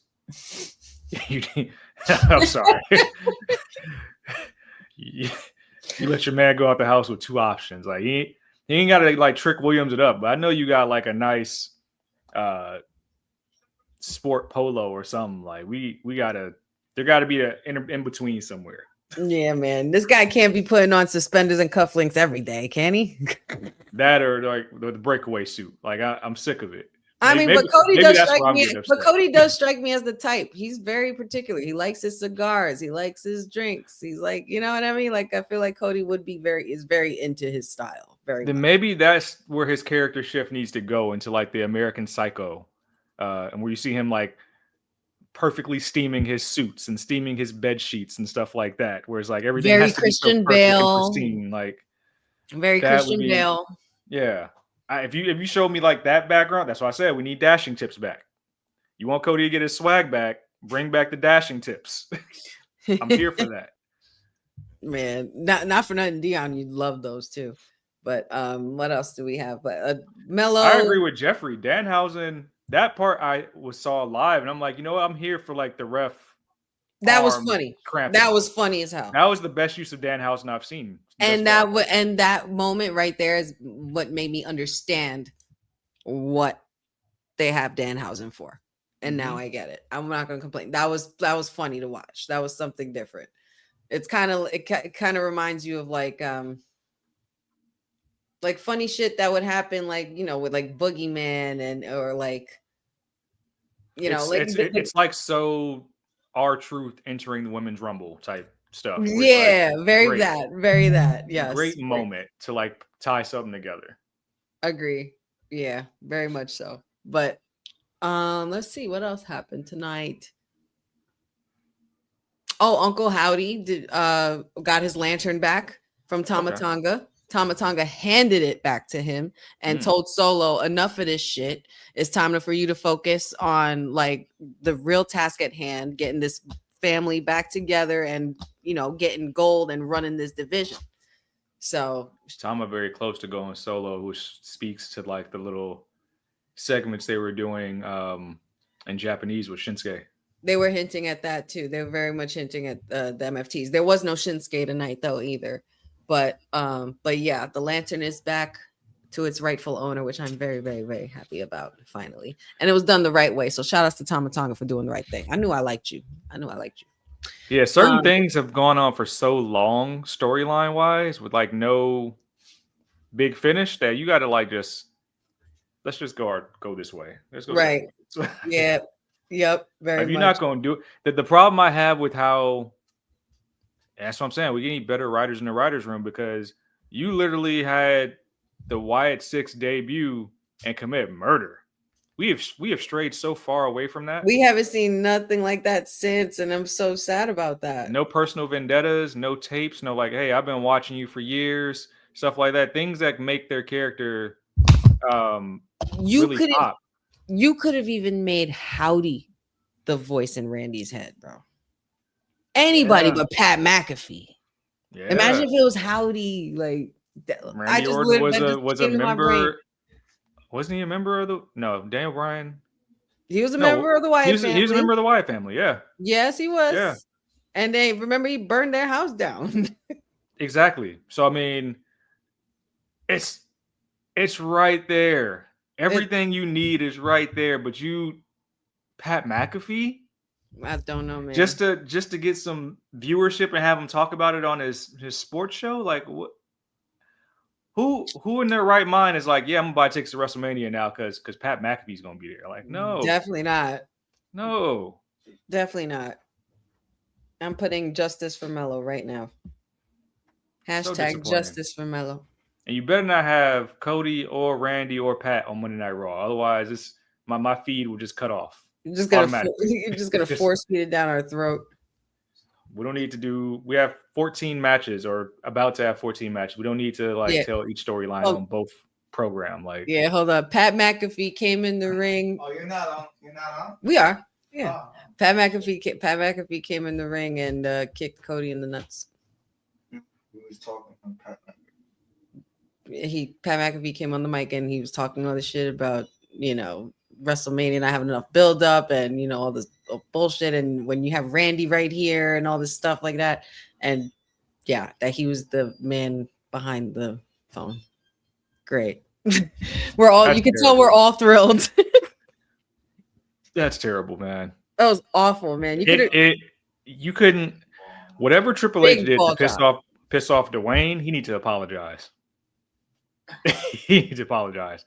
Because even the storyline with wanting Cody's soul and the watch, you could have had Dwayne have a voicemail leak or something like that. You could have, it just doesn't make sense. It just doesn't make sense. Like now, whew. Yeah, I don't know. That was what started the night. And it's like, as the night progressed, I just wanted to forget about it. But it happened. But like somebody said in the chat, I can't think if it was Bozo or somebody. I'm so sorry if I forgot who said it. But somebody said it could be a smokescreen. It could be a red herring. It could be something else. Or it could be, Pat could be just another piece to the puzzle. But like I said, I don't believe WWE, y'all dropped the ball. Y'all could have made Uncle Howdy the voices in Randy's head. Yeah, I don't believe them to be that witty with the outcomes of this type of stuff. But it's just the same reason why I don't want to speak this with my tongue and like bring it to existence. But it's the same reason you're gonna see like the Bellas like pin Lash Legend for the titles at bro, like it's bad enough that, you know, and this girl already getting injured and shit. Like, enough. Get out of here. Tired of this shit. But thank you for jumping in what I said. I course. really appreciate the run-in. I tried to jump into WWT live earlier, but it was over when I got on. And I know we did some predictions, and you guys know where I'm aligned. You guys know. And then I think there's going to be a watch along tomorrow, is what I'm hearing. I spoke to the boss lady earlier. Might be some stuff going on. But yeah, and Hickenbottom, you see, I'm wearing your merch here. So like, don't let me down. I wasn't gonna bring that up. I was just like, oh, he's turning over a new leaf. He must have been okay with what happened last night. But I love Shad. I always love Shad. One of my favorites of all time. Just don't let me down as a creator, Shad. Just like we listen. The K-Fabers and I spoke to him last night too. We directly said, like, bro, stop playing. It's time. Like, let's not beat around the bush anymore. Like, Lola is that girl. Lola is it. Just crown her. Damn it. I don't even need no long-winded title reign. It could be a 1 quarter. Just get it done. Yeah. Just get it done. Carry it through the summer. She's Miami Heat, carry it through the summer. And I will say that I am a card-carrying member of the Rendell fan club. I love what Rendell are doing. You're digging Rendell? Yet. I don't see it. What is it about Kendall Gray? What is I watch the Wednesday stuff every week, and it's wildly entertaining to me. I love when characters can kind of get themselves over on socials, but also she's like a Kurt Angle clone, like Kurt Angle, Daniel Bryan, and women's form. Like her technical wrestling, it's very throwback, and that's it's like saying a lot. It's refreshing to see. Because you really don't see that all the time. You really don't see real does rap. wrestle. I get, but I just didn't understand like why are people so behind her? Like what is it about her? As a Bret Hart fan, it's like watching 90s wrestling when I watch Kendall Gray. Okay. And it's like you don't see that anymore. And I think that's very rare to have arm and wrist twists and headlocks be kind of your foundation, but also like she picks up the pace with the speed. Like hits the ropes hard. There's a lot of things she does well in the ring that and I think I saw this when she was still like early stage NXT, maybe NXT 2.0 for a little bit, then went to Level Up. Right. Took that route. It was like, oh no, she got something. Like she can be like suplex machine type wrestler as well. And I think that's been missing. Is like that type of like, hey, I'm gonna dog walk you through these ropes because you can't touch me. Okay. I don't think you really need the character work when you have that. And I think have that's to do some digging. I think that's what Ren Sinclair is going to bring out of her is like, hey, this is your character. Okay. I'm gonna have to do some digging and really look at it. I will admit I've only seen what I've seen on NXT and whatever. I did watch a little bit of Evolve, but I mean, after they took the title off of Kelly Armstrong, I was just like a little upset. So I was just like, anybody who's not Kelly Armstrong, I don't care. I don't want to care. But maybe I just got to look at the fine print a little more. So she's dope. We won't go full like Uncle Dave and say like this is the greatest American wrestler that we've seen, like whatever he said, because the CEO does exist. But Kendall Gray is amazing. She's amazing. And like the sky's the limit. I think that's what's hard for me to see. Like a hard reset to make her the face of the brand seems very premature when she's only got her toes wet in NXT so far. Right. But like if they did it, I think you'll see this is like such high praise. I think you'll see like a golden era of just like in-ring wrestling of the women's division. Kind of like how we herald the black and gold era in NXT. For the men's division, I think we'll see that in the women's division because you got everybody that can, all these contrasting styles that can really go. Like even Kalani and Jada's match a couple nights ago was dope. Oh my God, that was sick. Such a good match. But I'm looking forward to it. But yeah, the NXT Stand and Deliver is tomorrow, guys. Tomorrow, so make sure you guys set your clocks and everything, and stay tuned for the watch along. So make sure you click the bell for the notification, subscribe, and you'll be able to see us and hang with us for that. Said, where could everybody find you since we are now ending our Friday night with the good people? Usually I don't like to be found, but in good faith because I want to get a visit from the Hickenbottom tonight for Lola. You can find me on the socials at cedistheanswer on the gram as well as the TikTok, and says on Twitter. That is CEDD_SAYS. When I'm here, I'll be here. on this program, which is Women's Wrestling Talk. And when I'm not here, I'm not here. So don't worry about where I be. But when I'm here, it's usually on Monday nights for the Monday Nightmare post show. And then with WrestleMania coming up, I talked to the boss lady. We got something really special for you guys in those WrestleMania Vegas streets. If you're going to be out there, some nice giveaways, maybe some nice merchandise you guys can take advantage of. So make sure you pay attention to this program for the next couple of weeks, and you might be a winner. Oh, snap. I'm going to need one of those. By the way, I do need to get your shirt size before we get off today. But Sure. I'm off live. I could get that. But yeah, guys, you guys already know. Just make sure you guys tune in weekly to WWT Live, Monday, Wednesdays, Fridays. They have their trending news segments. We also do our watch alongs. Tune into the Monday Night Mare, Timeless Elite Wednesday, Honey Night SmackDown, Tuesday night PHARAOH, all the above.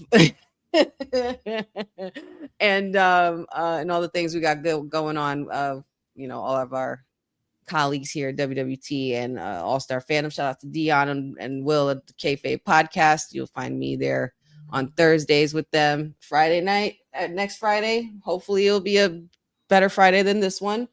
A little bit underwhelming, but it's another day in the office. This is what we do, and I enjoy doing it with you guys, so I appreciate y'all.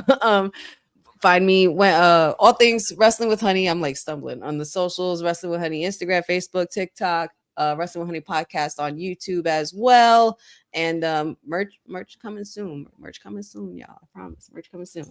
It's work in progress. It's springtime. That's when the bees come out for sure. But thank you guys so much for tuning in. Shout outs to everybody in the chat. Shout outs to everybody watching and viewing. Thank you guys for tuning in with us for 3 hours, sitting here and hanging with me when you could be anywhere else. So that's why I appreciate you guys. But we will tune in and see you guys next week. If not, we will see you tomorrow because some of us will be here for Stand and Deliver. So until then, this is the Mayor and the Sweetest Ooh signing off from our Honey Night SmackDown watch along as part of Women's Wrestling Talk, the #1 women's wrestling network on the planet.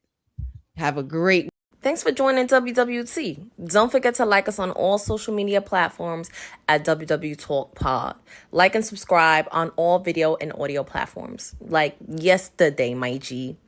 And check out our website at www.talkpod.com. Thanks for watching Women's Wrestling Talk, the #1 women's wrestling network on the planet.